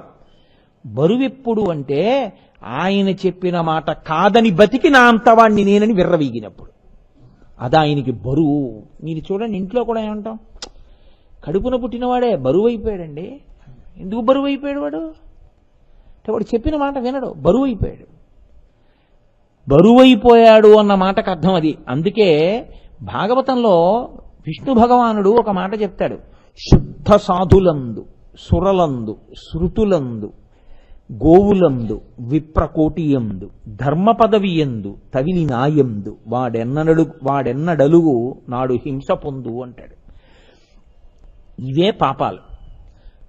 పరమేశ్వరుడు మహాప్రళయం ఎందుకు చేస్తాడో తెలుసా అండి? కోపం వచ్చి, లేకపోతే అంటువ్యాధుల్ని ఇవ్వడం, భయంకరమైన వ్యాధులు, ఉపద్రవాలు, వరదలు, తుఫాన్లు, భూకంపాలు, ప్రళయాలు, సునామీలు ఇవన్నీ ఎందుకు ఇస్తూ ఉంటాడంటే ఆయన ఉగ్రహ, కోపాన్ని చెందుతాడు. దేనికి కోపం? ధర్మ వ్యతిరిక్తంగా పెరిగిపోయి బతికే వాళ్ళు ఎక్కువైపోయారు. నేను చెప్పినట్టు బతకట్లేదు, నేనిచ్చింది తిని నేనిచ్చిన శరీరాన్ని పుచ్చుకొని నేను చెప్పినవి కాదని బతకడానికి ఉపయోగించుకుంటున్నారు. ఆయన ఆగ్రహం వస్తుంది ఆయనకి, ఉగ్రహ. కానీ ఆయన సదాశివ. ఎలాగండి పొంతన? ఆయన ఎప్పుడూ సదాశివుడైతే మరి ఉగ్రుడు ఎందుకు అయ్యాడు? మీరు బాగా పట్టుకోవాల్సిందండి. ఇది అర్థం కాకపోతే మీరు ఎన్నాళ్ళు ఆ మంత్రం చెప్తున్నా ఈశానతర విజ్ఞానాన్ని ఈశ్వరతర భూతానామని మంత్రపుష్పం దగ్గరికి వచ్చేటప్పటికే పువ్వు పట్టుకుని చేతిలో నించుంటాం. మొట్టమొదటి హెచ్చరిక వేస్తారు మంత్రపుష్పానికి, నాణ్యపంథాయ నాయ విద్యతే. నువ్వు ఈశ్వరుడిలో కలవాలనుకుంటే ఇది వినా మార్గము లేదు, ఇది తెలుసుకో. ఇంకొకటి ఉందని అనుకుంటున్నావేమో, ఇంకేం లేదు, ఇదే మార్గం. ఏమిటా మార్గం? సదాశివోం, ఆయన సదాశివుడిని తెలుసుకో. ఆయన సదాశివుడే ఉగ్రుడిని మళ్ళీ వేదం చెప్తోంది రుద్రంలో. ఉగ్రుడిగా సదాశివుడు, భీముడిగా సదాశివుడు. ఎలాగో తెలుసా అండి? మీరు కొంచెం జాగ్రత్తగా పట్టుకోండి. అనేకమైనటువంటి చేసిన పాపములున్నాయి. ఇప్పుడు ఈ పాపములు పోతే కదూ మీరు అసలు విడుదల పొందడం అన్నది వస్తుంది. ఆ పాపాలు పోతే కదూ ఈశ్వరుడి దగ్గరికి వెళ్ళడం అన్నది, ఈశ్వరుణ్ణి చేరుకోవడానికి మార్గం ఏర్పడడం అన్నది. ఇప్పుడు ఈ చేసిన పాపములన్నీ తీసేయాలంటే దేని రూపంలో తీసేయాలి? కష్టపెట్టి తీసేయాలంతే కదా. ఏదో ఒక కష్టాన్ని ఇచ్చి ఆ కష్టం రూపంలో తీసేయాలి. ఇప్పుడు ఆయన మీకు కష్టాన్ని ఇచ్చి కష్టం ఇచ్చిన రూపంలో మీ పాపాన్ని అలా తీసేసి మిమ్మల్ని బాగా దగ్గరికి తీసుకున్నవాడు సదాశివుడు ఎందుకు కాలేదు? ఆయన సదాశివుడిగానే ఉన్నాడు, మంగళప్రదుడిగానే ఉన్నాడు. మంగళప్రదుడిగా ఆయన ఏం చేస్తున్నాడు? మీ పాపాన్ని తీసేస్తున్నాడు. కష్టం ఇచ్చి ఉగ్రహ, కోపంతో మీకు శిక్ష వేసిన వాళ్ళ కనపడి ఆ శిక్ష రూపంలో మీ పాపాన్ని తీసేస్తున్నాడు. ఇప్పుడు ఆ పాపం పోతే, అందుకే పెద్దలు కష్టం వస్తే సంతోషిస్తారు. అమ్మయ్యా, కుంతీదేవి అయితే భారతంలో ఉంది, కృష్ణ నాకెప్పుడూ కష్టాలే, దానివల్ల 2 ఫలితాలు వస్తాయి. కృష్ణుడు నవ్వి అన్నాడు, ఏమొస్తాయన్నాడు? ఒకటి, ఎప్పుడూ నీ నామము స్మరిస్తాను. సుఖాలే ఉన్నాయనుకో, నీవెవడకు కావాలి? అక్కర్లేదు, నా అంతవాణ్ణి నేనని తిరుగుతాడు. కష్టాలుంటే ఎప్పుడు ఆయన నమ్ముకుని ఆయన నామం చెప్తుంటాడు. 2, నీ నామం కష్టంలో బాగా చెప్తే ఏమవుతుంది? పూనికతో ఇంత కష్టం ఇచ్చినా పాపం నా కాళ్ళే పట్టుకున్నాడు, నువ్వు వస్తావు, నీ దర్శనం అవుతుంది. కాబట్టి కష్టము వలన నిన్ను చేరడం తేలిక, నాకు కష్టాలే ఇయ్యంది కుంతి. కాబట్టి ఇప్పుడు ఉగ్రహగా ఉన్నవాడు సదాశివుడు కాకుండా ఎలా పోయాడు నాకు చెప్పండి? మిమ్మల్ని అనుగ్రహిస్తున్నాడండి కదూ. మీ పాపం అక్కడతో పోయింది కదా, మీ తప్పు అక్కడతో పోయింది కదా. కన్న తండ్రి కడుపులో పెట్టుకున్నట్టు పెట్టుకుంటాడు తెలుసా అండి. మీ అబ్బాయే చిన్నతనంలో చాలా పెద్ద తప్పు ఒకటి చేశాడు అతను. చెయ్యరాని తప్పే చేశాడు. ఏదో పిల్లాడు కదా, తెలుసున్న వాళ్ళ పిల్లాడు కదా అని చెప్పి నాన్నగారు ఏదో ఆ బ్యాంకుకి వెళ్ళారు. నాన్నగారు వెళ్ళారు, అందరూ తెలుసున్న వాళ్ళు కనపడి ఏమంటే వచ్చారా అని మాట్లాడుతున్నారు. ఈ పిల్లాడిని ఎవరో, బాబు నువ్వు బలానా వాళ్ళ అబ్బాయివా అన్నారు. వీడు అలా బ్యాంకు లోపలికి వెళ్ళి మాట్లాడుతూ ఎవరో పాపం ఆ క్యాషియర్లు వాళ్ళు బలానా వాళ్ళ అబ్బాయి కదా అని ముద్దు చేసి పలకరించారు. వీడు వెళ్ళి అక్కడ ఉన్నటువంటి డబ్బుల్లో ఓ 400-500 రూపాయల కాగితాలు మడత పెట్టేసి జేబులో పెట్టేసుకున్నాడు. తండ్రి గారు బయట నుంచి ఉన్నాడు, ఈ పిల్లాడు నిశ్శబ్దంగా బయటకు వచ్చేసాడు. మాట్లాడుకుంటున్నారు. ఒక అరగంట అయింది. నాన్నగారు వెళ్ళిపోదాం అంటున్నాడు వీడు. ఆ కౌంటర్లో ఉన్న ఆయన 400-500 కాగితాలు పోయాయి. పిల్లాడు వచ్చి వెళ్ళాడు, కానీ ఆయన కొడుకు మనం ఏమైనా అంటే బాగుంటుందా అని మెల్లిగా ఇంకోళ్ళకి చెప్పి, అయ్యా మీరేమనుకోకండి అని ఆ పిల్లాడిని, బాబు నీకు ఇలా చాక్లెట్లు కొంటాను రా, వచ్చేస్తాను రా అని ఇలా తీసుకెళ్లి జేబులు వెతికితే వాడి జేబులో 400-500 కాగితాలు దొరికాయి. కొంచెం చనువున్నాయని వచ్చి, ఏమండో వీడు మీ పరువు నిలబెట్టేవాళ్ళ లేడు, ఇలా బ్యాంకులోకి వెళ్ళి 500 కాగితాలు 4 తీసేశాడు. ఇదే ఇంకొకళ్ళు అయితే ఎంత దారుణంగా ఉంటుంది పరిస్థితి. పోలీస్ కంప్లైంట్ ఇస్తే వీడిని సెల్కి పంపించాలి. మీ అబ్బాయి చిన్నవాడు, ఏదో తెలిసి తెలియక చేశాడని వదిలిపెట్టేస్తున్నాం, కానీ కొంచెం బుద్ధి చెప్పండి సుమా అన్నారు. ఆ తండ్రికి ఎంత తల తీసినట్టుంటుంది. ఆ తండ్రి ఇంటికెళ్ళి పిల్లాన్ని చావగొడతాడు, చాలా పరాకుగా ఉంటాడు. ఆ పిల్లవాడు చాలా బుద్ధిమంతుడు, యోగ్యుడు అయిపోయాడు. ఆ పిల్లవాడికే తండ్రి డబ్బు ఇచ్చి, ఒరే ఈ డబ్బు పట్టుకెళ్ళి బ్యాంకులో కట్టేసి రారా అంటాడు. వాడు వెళ్ళి బ్యాంకులో డబ్బు కట్టేసి వచ్చేస్తున్నాడు. ఇప్పుడు ఆ పిల్లవాడు చాలా నిజాయితీపరుడుగా, చాలా మంచివాడిగా తయారయ్యాడు. తండ్రి ఈ విషయాన్ని పెళ్లి చూపుల్లో చెప్తాడా ఆడపిల్లి వారికి? మా అబ్బాయి అండి చిన్నతనంలో బ్యాంకులో 504 తీశాడని చెప్తాడా? చెప్పడు, ఎప్పుడూ చెప్పడు. గతంగత అయిపోయింది, వాడు ఇప్పుడు చాలా బాగుపడ్డా లేదా అంతే. ఇది సదాశివోం. కొట్టిన నాన్నగారు ఉగ్రహ సదాశివ. ఎందుకు కొట్టాడంటే మళ్ళీ అలా చేయకుండా కొట్టాడు. మళ్ళీ చెయ్యకుండా ఉంచడం కోసమని కొట్టిన నాన్నగారిలో ఉన్నటువంటి ప్రేమయే సదాశివుడు. ఆ కొట్టడం కూడా ప్రేమతో కొట్టింది. ఆయనకి సదాశివత్వం ఎప్పుడు పోయింది అనుకుంటున్నావు? ఉగ్రుడిగా ఉంటే ఎప్పుడూ పోలేదు. అందుకే వేదం అంది సదాశివోం. నీకు సందేహం లేదా ఆయన సదాశివుడే. ఉగ్రుడు ఎందుకు అయ్యాడు? నీ వల్ల అయ్యాడు, లేకపోతే ఆయన అవడవు. మరి ఏమండి భక్తుడి విషయంలో ఏమవుతాడు? మోక్షం అన్నది ఎప్పుడో కదండి ఇస్తారు, ఏదో ఆఖరిని ఇంకా మోక్షం. మరి దానికి ముందు ఉగ్రహ కింద ఆయన ఏమిటి? మరి భక్తుడికి ఏమిటి ఉగ్రహ? భక్తుడికి వచ్చే ఉపద్రవాలకి ఉగ్రహ. భక్తుణ్ణి ఆయన్ని నమ్ముకుని ఉన్నాడండి, ఆయన పాపమునకు ఫలితము ఇవ్వడం కోసమని చెప్పేసి ఆయనకి ఒక గొప్ప అంటువ్యాధి రావాలి అని పట్టబోతోంది అనుకోండి, హోం అంటాడు ఆయన. నన్ను నమ్మి ఉన్నాడు, ఆయన జోలికా పెడతావు, 4 తుమ్ములతో విడిచిపెట్టేయంతే. 4 తుమ్ములు తుమ్ముతాడు, వదిలేస్తాడంతే. ఇప్పుడు ఆయన భక్తుడి విషయంలో భక్తుడికి వచ్చేటటువంటి రోగములకు బాధలకు మీద కోపిస్తేవాడు. ఇది పరిపాలన అంటే. మన కోపం అంటే పనికిమాలిన కోపం ఒకటే మనకి తెలుసు. ఆయన ఆ ఉగ్రహ అని నిలబడితే ఏకకాలమునందు సదాశివోం, కోపము లేనివాడు, కోపమున్నవాడు. అందుకే కదా మహిమ్నా స్తోత్రంలో పుష్పదంతుడు నమో నిధిష్టాయ ప్రియదవదవిష్టాయ చ నమో నమ క్షోధిష్టాయ స్మరహర మహిష్టాయ చ నమో నమో వర్షిష్టాయ త్రినయన అవిష్టాయ చ నమో నమ సర్వస్మైతే తదిగమిది సర్వాయ నమ. దూరంగా ఉన్నవాడివి నువ్వే, దగ్గరగా ఉన్నవాడివి నువ్వే, తల పండిపోయిన వాడివి నువ్వే, అత్యంత కుర్రాడివి నువ్వే. ఎక్కడ ద్వంద్వములున్నాయో అక్కడ ఈశ్వరుడు ఉంటాడు, ఎక్కడ ఊహకందని స్థితి ఉందో అక్కడ ఈశ్వరుడు ఉంటాడు.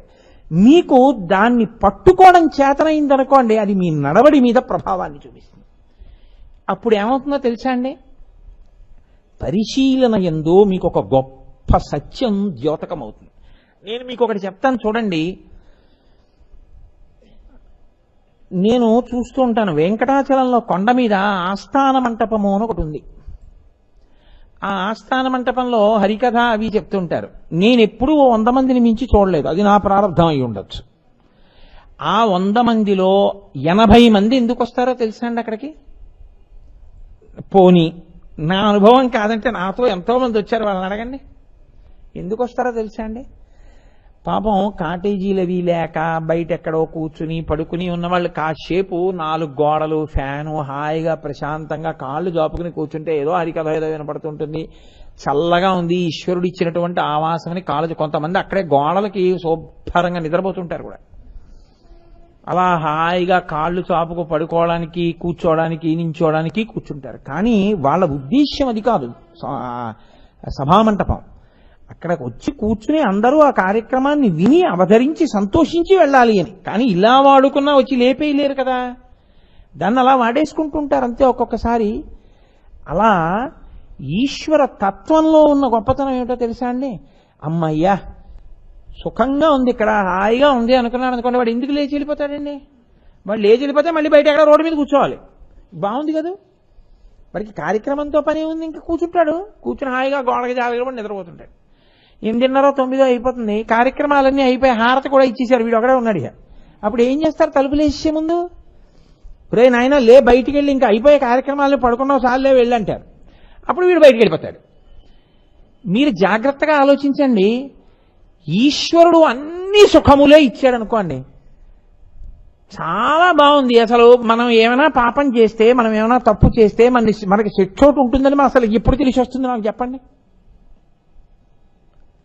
ఈశ్వరుడు కరుణామయుడు, దయాళువు, ఎవరినీ ఏమీ చేయడు, బాధ పెట్టడు. మీ పాపాలన్నీ ఆయన పుచ్చేసుకుంటాడు. అందుకని మీకేం బెంగలేదు, మీరు ఏ పాపమైనా చేసేసేయండి. ఈశ్వరుడు మిమ్మల్ని రక్షించడం తప్ప ఆయన మిమ్మల్ని ఏ శిక్ష వెయ్యడు అని నేను మీకు చెప్పాను అనుకోండి, ప్రబోధం. అది మీకేమైనా పనికొస్తుందా? మీ ప్రవర్తన మీద నాకు చెప్పండి. మీ మార్పుకి అది కారణం ఏమైనా అవుతుందా? ఒక్కనాటికి అవ్వదు. ఇంకెందుకండి? వాడు ఏ తప్పు చేసినా వాళ్ళ నాన్నగారు చూసుకుంటారులే అన్నట్టుంటుంది. కాదయా నువ్వేం చేస్తున్నావో రాసుకుంటూ ఉంటాడు, శిక్ష వేస్తాడన్నాను అనుకోండి. ఇప్పుడు మీకో కష్టం వస్తే మీకో పరాకు వస్తుంది. ఓ తప్పు చేశాను, కష్టం వచ్చింది, ఇప్పుడు ఈ కష్టం ఇంత బాధగా ఉంటే తప్పు ఎందుకు చేయడం? కాబట్టి మనం ఇక చెయ్యొద్దు తప్పులు, అసలు మనం వాటి జోలికి వెళ్ళద్దు. మనం మంచిగా ఉందాం, ఈశ్వరుడు మన పట్ల కారుణ్యమూర్తి అవుతాడు. మీ నడవడి దిద్దడానికి ఉగ్రహ నామం కారణమవుతుంది.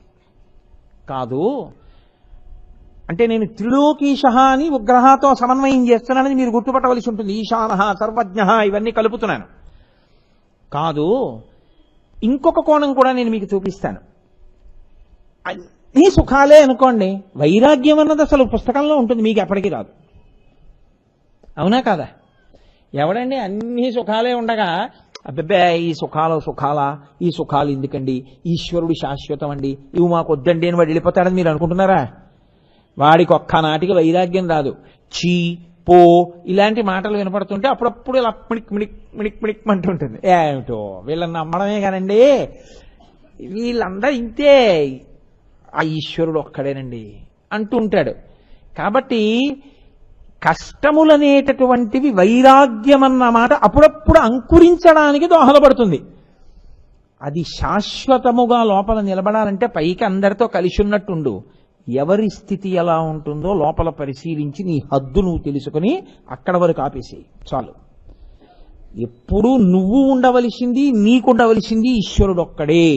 అది వైరాగ్యం. ఎవరి మీద దెబ్బలాడేయక్కర్లేదు, ఎవరిని తోసేయక్కర్లేదు, ఎక్కడుంచాలో అక్కడుంచు నీ మనసులో చాలు. అంతకు మించి స్థానాలు ఇవ్వకుండా ఉండడమే వైరాగ్యం. సంగము తగ్గిపోవుట. ఇప్పుడు ఈ వైరాగ్యం దేనివల్ల వస్తుంది? కష్టం వస్తే. కష్టం ఎలా వస్తే వైరాగ్యం రావచ్చు? నా కొడుకు, ఈశ్వరుడి దైవాలు అలా జరగకుండా కాక, నా కొడుకు నా మాట వినలేదనుకోండి వైరాగ్యం వస్తుందిగా. నా కూతురు నా మాట వినలేదనుకోండి నాకు వైరాగ్యం వస్తుందిగా. మా ఆవిడ నా మాట వినలేదనుకోండి నాకు వైరాగ్యం వస్తుందిగా. నాకు ఏదో అనారోగ్యం చేసింది అనుకోండి, ఏమిటో ఈ శరీరం అని వైరాగ్యం వస్తుందిగా. వైరాగ్యం రావాలి అంటే కష్టం వస్తే తప్ప వైరాగ్యం రాదు. అన్నీ సుఖాలే ఉంటే వైరాగ్యం రావడం అన్నది చాలా కష్టం. కష్టమన్న మాటలోంచే వైరాగ్యమన్న మాట అంకురారోపణం జరుగుతుంది అసలు. కాబట్టి ఆయన ఉగ్రహ కష్టం ఇచ్చి సదాశివోం వైరాగ్య సుఖమునకు కారణమవుతున్నాడు. ఆయన సదాశివుడిగా ఉగ్రుడు భిన్నుడని మీరు ఎందుకు అనుకుంటున్నారు? అసలు ఇది పరిపాలన అంటే. ఆయన ఎన్నిటిగా తిప్పుతూ ఉంటాడో చూడండి. ఇది త్రిలోకేశ. నీకెందుకు పనికొచ్చింది కష్టం? నీ అదృష్టం అంతే. నీకొచ్చిన కష్టాలు నువ్వు వైరాగ్యం పొందడానికి పనికొచ్చాయి, నువ్వు మహాయోగి అయిపోవడానికి పనికొచ్చాయి. నీ అంత భాగ్యవంతుడు లేడు. వేమన గారు అయిపోలా. లోకంలో కష్టం వచ్చిన వాళ్ళు ఆ స్థితిని పొందేసిన వాళ్ళు ఉన్నారు. లోకంలో ఎన్నో కష్టాలు పడి పడి పడి పడి పడి పడి పడి పడితే తప్ప అంత వైరాగ్యంతో మాట్లాడగలిగిన యోగ్యత రాలేదు. అసలు ప్రార్థనా శ్లోకాలు కాలేదు అవి.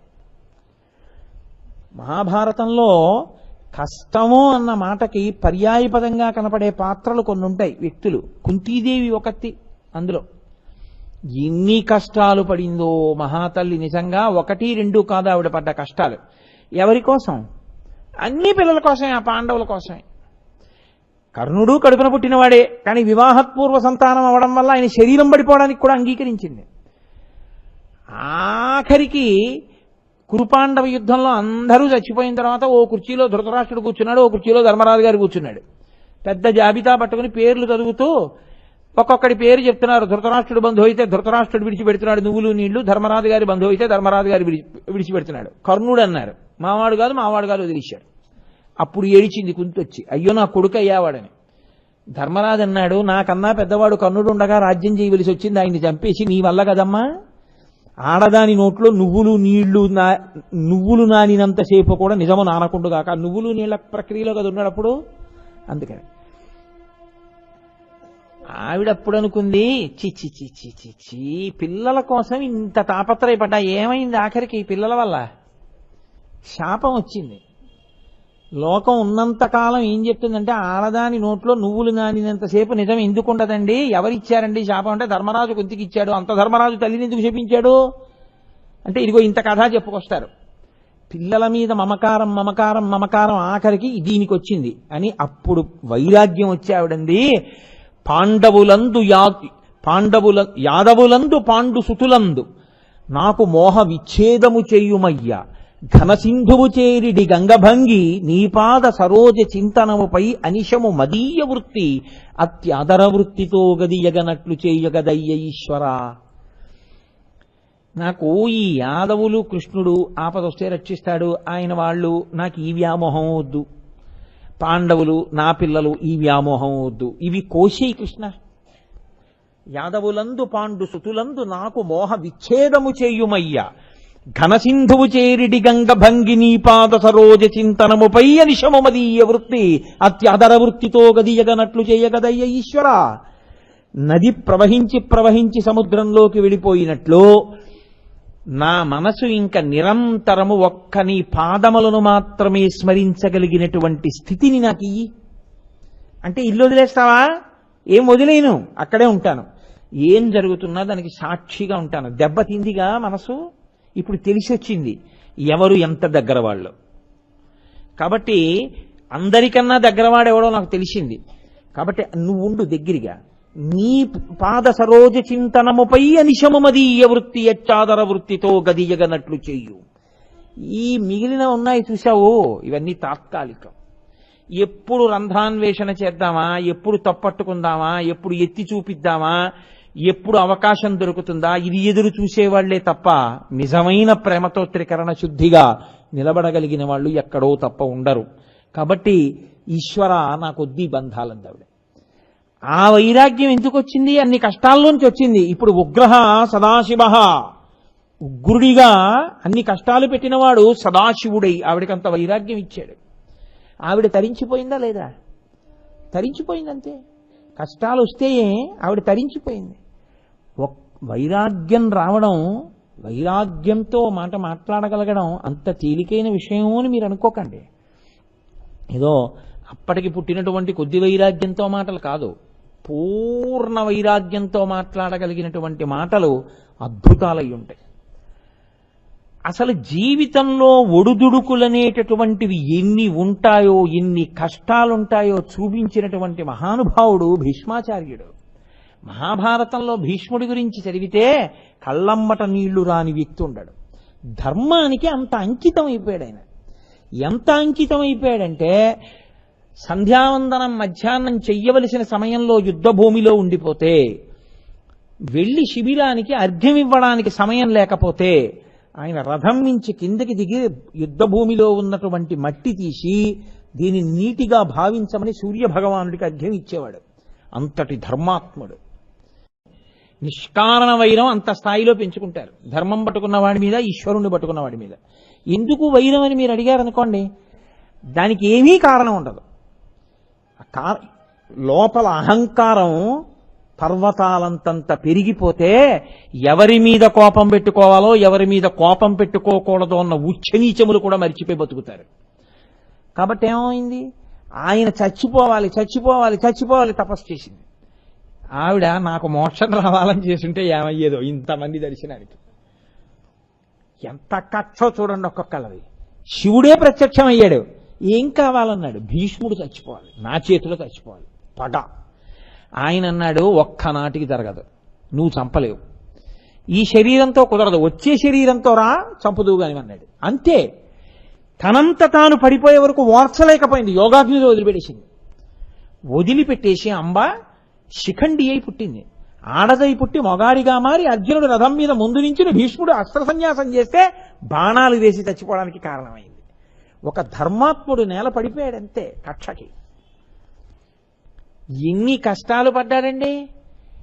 ఎవరు నువ్వు రాజ్యం రాకూడదని పెళ్లి చేసుకోవద్దన్నారో ఆ తల్లే పిలిచి వంశాంకురం లేదు పెళ్లి చేసుకోమంది. అమ్మా ప్రతిజ్ఞ చేశానమ్మా, నేను చేసుకోకూడదమ్మా అన్నాడు. కష్టపడ్డాడు, తరతరాలు కిందకి తీసుకొచ్చాడు, పెంచాడు, పెద్ద చేశాడు, విద్యాభ్యాసం చేయించాడు.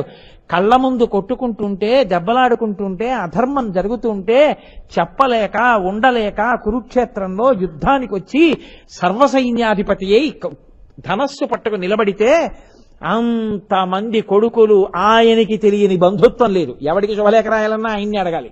పెద్దలు నిర్ణయించినారు గానా అంటే ఇప్పుడు భీష్ముడు ఒకడే. అటువంటి పెద్దరికం, అటువంటి మహానుభావుడు ఆ వయస్సులో గడ్డాలు నెరిసిపోయి, జుట్టు నెరిసిపోయి ధనస్సు పట్టుకుని నిలబడితే స్వచ్ఛంద మరణం ఉన్నవాడు అప్పుడు కూడా ఎవడు చంపలేడు. తనని చంపలేడు, కానీ తాను చంపాలంటే తను అల్లారముద్దుగా పెంచినటువంటి మనవలు అంతమంది కొట్టుకుని ఎదురుగుండా నిలబడితే, వీళ్ళకి జ్ఞానం రాలేదురా, ఈ రాజ్యం కోసం ఇలా కొట్టుకుంటున్నారు, వీళ్ళని నేను చంపవలసి వస్తోంది క్షాత్ర ధర్మానికి, క్షత్రియుడిగా నా ధర్మం పాటించవలసి వస్తోందని కోదండం పట్టుకున్నప్పుడు ఎంత బాధపడుంటాడో మీరు ఆలోచించండి. ఎంత దెబ్బతిందో ఆయన మనసు, ఎంత కష్టపడిందో ఆయన మనసు. ఆ మహానుభావుడు అంత అలిసిపోయి యుద్ధం చేసి రాత్రి శిబిరానికి వెళ్ళి, భార్య ఏమైనా నా కాళ్ళు పట్టడానికి, ఓ గోధుమ రొట్టి తినండి అనడానికి అది కూడా లేదుగా, శపథం చేశాడుగా మహానుభావుడు. వెళ్ళి శిబిరంలో పడుకుందాం అనుకుంటుంటే పాండవులు వచ్చారన్నారు. వాళ్ళు వచ్చారా, రమ్మనండి అన్నాడు. మనవల మీద ప్రీతి, రమ్మనండి అన్నాడు. తాత ఏమనుకోక ఎలా చచ్చిపోతావు అని అడిగాడు ధర్మరాజు.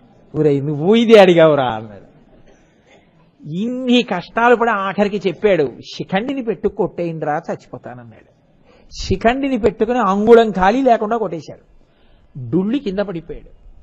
ఆ బాణములతో ఉన్నటువంటి శయ్య మీదే పడుకుని ఉంటే నెత్తురంతా కారిపోతుంది. మీరు శాంతి పర్వం చదవాలి మహాభారతంలో. నిజంగా అయ్య బాబో ఏమి భీష్ముడు అనిపిస్తుంది.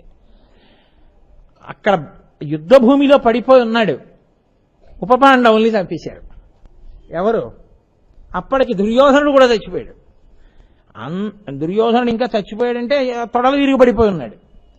అటువంటి స్థితిలో శత్రువన్నవాడు లేని సమయంలో అశ్వత్థామ ఒక్కడు వెళ్ళి ఉప పాండవులందరినీ చంపేశాడు. ఈ వార్త అంపశయ్య మీద పడుకున్న భీష్మాచార్యుల వారికి చెప్పారు. నేను ఆ ఒక్క పద్యం జ్ఞాపకం ఉంటే చాలండి జీవితంలో, ఎవరిని ఎక్కడ ఉంచాలో మీకు వచ్చేస్తుంది. ఆయన అన్నాడు, రాజట ధర్మజుండు, సురరాజసుతుండట ధన్వి, సారథి సర్వభద్ర సంయోజకుడైన చక్రియట, ఉగ్రగదాధరుండు భీముడయ్యాజికి తొడువచ్చునట, ఆపద కల్గుటకేమి చిత్రమో అన్నాడు.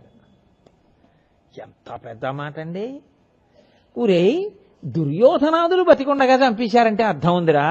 ఇప్పుడు లేరు దుర్యోధనాదులు. రాజట ధర్మజుండు, ఇప్పుడు రాజు ధర్మరాజే మొత్తం మహీమండలానికి అంతటికి.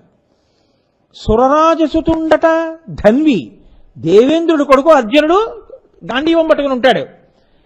వాళ్ళకెప్పుడూ రక్షణ చేసే సారథి సర్వభద్ర సంయోజకుడైన చక్రియట. అందరి భద్రత చూడగలిగినటువంటి మహాపురుషుడైన కృష్ణ భగవానుడు. ఉగ్రగదాధరుండు భీముడయ్యాజికి తోడువచ్చునట. ఎప్పుడు ఉగ్రంగా గద తిప్పేటటువంటి భీమసేనుడు ఆ అర్జునుడికి తోడుగా ఉంటాడు. అటువంటి వాడి కొడుకుతో సహా 5 పాండవుల కొడుకుల్ని ఒక్క రాత్రి ఈ సమయంలో ఏ శత్రువులు లేని సమయంలో చంపేశారంటే ఏమనుకోవాలరా? అసలు అంతమంది బతికున్నప్పుడు వాళ్ళ జోలికి వెళ్ళిన వాళ్ళు లేరు, అందరూ చచ్చిపోయారనుకున్నప్పుడు 5 ఒక చంపేశాడా శిబిరాల్లోకి వెళ్ళి, పాండవుల శిబిరంలోకి? ఇది కదా ఈశ్వరుడంటే, ఇది కదా ఆపదంటే అన్నాడు ఆయన. ఆపద కల్గుటకేమి చిత్రమో అది పరిపాలన అంటే. ఆయన అనుకున్నాడా 5 పాండవుల్ని ఓఘోవతీ నది ఒడ్డుకి తరలించాడు. ఉప పాండవులు ఉండకూడదనుకున్నాడు, అంతే తీసేశాడు. పరీక్షిత్ బతకాలనుకున్నాడు, కడుపులో ఉన్నవాడిని బ్రహ్మాస్త్రానికి పిల్లాడికి మధ్యలోకి వెళ్ళి రక్షించాడు. అది ఆయన పరిపాలన అంటే. ఆయన ఏదైనా చెయ్యగలడు. ఏదైనా చెయ్యగలిగినటువంటి పరమాత్మ ఉగ్రహ. నేను మళ్ళీ మళ్ళీ చెప్తున్నాను, ఎందుకు చెప్తున్నానో తెలుసా అండి? సదాశివనామానికి ముడి. ఆయన కోపంగా ఉన్నాడు, ఆయన కోపంగా ఉంటాడు, కోపంగా ఉన్నవాడు ఉగ్రుడు అన్న మాట మీరంటే అది అర్థం లేని మాట. అప్పుడు ఆయన కూడా ఒక వ్యగ్రతకి వశుడైపోయాడని గుర్తు కాదు. ఆయన ఎప్పుడూ సదాశివోం. మరి వ్యగ్రత ఎందుకు పొందినట్టు? అనేక కారణములు. మీ పాపములు తీసి మిమ్మల్ని దగ్గరికి చేర్చుకుని సదాశివోం. సుఖములే ఉంటే వైరాగ్యం రాదు కాబట్టి కష్టమిచ్చి సదాశివోం కాదు. భక్తుడైన వాడి మీద వస్తున్నటువంటి ఉపద్రవముల మీద కోపంతో ఉండి రక్షణ కలిగినటువంటి సదాశివోం. వైరాగ్య సుఖమును ఇవ్వగలిగినటువంటి కోపము కలిగినటువంటి ఉగ్రస్వరూపమైన సదాశివోం. ఇప్పుడు మీకు ఉగ్రహ నామం దూరం పెట్టవలసిందా, మీరు కౌగిలించుకోవలసిందా? మీరు కౌగిలించుకోవలసిన నామం, కుంతీదేవి అడిగినట్టు అడగవలసిన నామం, ప్రతిరోజు మనస్ఫూర్తిగా చెప్పవలసినటువంటి నామం. అంతేగాని ఉగ్రహ అంటే కోపంగా ఉన్నవాడు అంటే అసలు ఎవరితో ఎందుకు తెలవాలి? అది ఎందుకు చదవడం కాదు. ఉగ్రహ సదాశివ, ఇది మీరు తెలుసుకోవాల్సి ఉంటుంది. అదే స్వామి వాయువు మీద అధిష్టాన దేవత. అది గమ్మత్తు. ఆయన కేవలం కోపం ఉన్నవాడైతే వాయువుకి అధిష్టాన దేవత ఎందుకు అవుతాడండి? వాయువు ఎవరు? శాస్త్రముల యందు వాయువు ఆయుర్దాయకారకుడు. ఆయుర్దాయము అన్నదాన్ని దేంతో లెక్క పెడతారో తెలుసా అండి? మనమంటే ఇన్ని సంవత్సరాలు బతికాడు, ఇన్ని నెలలు బతికాడు, ఇన్ని రోజులు బతికాడు, ఇన్ని గంటలు బతికాడు అంటాం. ఈశ్వర దృష్టిలో ఆయుర్దాయము ఊపిరులుగా ఇయ్యబడుతుంది. ఇన్ని ఊపిరులు ఇస్తారు. అన్ని ఊపిరులు అయిపోగానే ఇక్కడే చిత్రంగా కూర్చొని గుప్తంగా లెక్క పెట్టుకుంటూ ఉంటాడు ఈశ్వరుడు. ఎన్ని ఊపిరులు తీశాడు, ఎన్ని ఊపిరులు వదిలాడు. అయిపోగానే ఆయన ఏం చేస్తాడంటే ఉత్తరయం తీసి దులిపేసుకుని బయటికి దూకేస్తాడు. ఆయన వెళ్ళిపోతే అనాహతము, ఆపబడని గంట ఆగిపోతుంది. ఆగిపోగానే శివం శవం నేల మీద పడిపోతుంది. కాబట్టి వాయువే ఆయుర్దాయకారకుడు. నమస్తే వాయోత్తమేవ ప్రత్యక్షం బ్రహ్మాసి అని మనకి వేదం ఆయన్నే స్వయంగా పరబ్రహ్మంగా చెప్తోంది. అందుకే వాయులింగంగా శ్రీకాళహస్తిలో ఉంటాడు ఆయన. నేనే వాయువుగా ఉన్నాను, ఆయనే ఆయుర్దాయకారకుడు. కాదు కాదు, కేవలము ఆయుర్దాయకారకుడు అని నేను అన్నాను అనుకోండి, ఒక కామ్య ప్రయోజనము దగ్గర కట్టుబడిపోతాం మనం. కాదు, అసలు వాయువు యొక్క గొప్పతనం ఏమిటో తెలుసా అండి? ఆయన స్వాధ్యాయ వషట్కారో న క్రియాం. ఆయన కానీ లేడనుకోండి లోకంలో, స్వాధ్యాయము వషట్కారము రెండూ ఆగిపోతాయి. ఈ రెండూ ఆగిపోవడం కాదు, నిష్క్రియాం. ఆయన కానీ లేకపోతే కార్యములన్నీ ఆగిపోతాయి.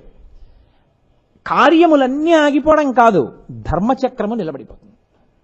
ఇది వాయువు యొక్క గొప్పతనం. అది ఉగ్రహ అన్న నామంతో ఆయన నడిపించేటటువంటి పరిపాలన చేసే తీరు. స్వాహాకారం, స్వాధ్యాయం, వషట్కారం అంటే ఏమిటి? స్వాధ్యాయం అంటే గురువు గారి దగ్గర వేదం నేర్చుకోవడం. వేదం నేర్చుకునేటప్పుడు స్వరం ప్రధానం. ఉదాత్త, అనుదాత్త, స్వరిత స్వరం ఉంటుంది. ఆ స్వరంతో మంత్రం చెప్పాలి అంటే ఏది ఆధారం? ఊపిరే ఆధారం.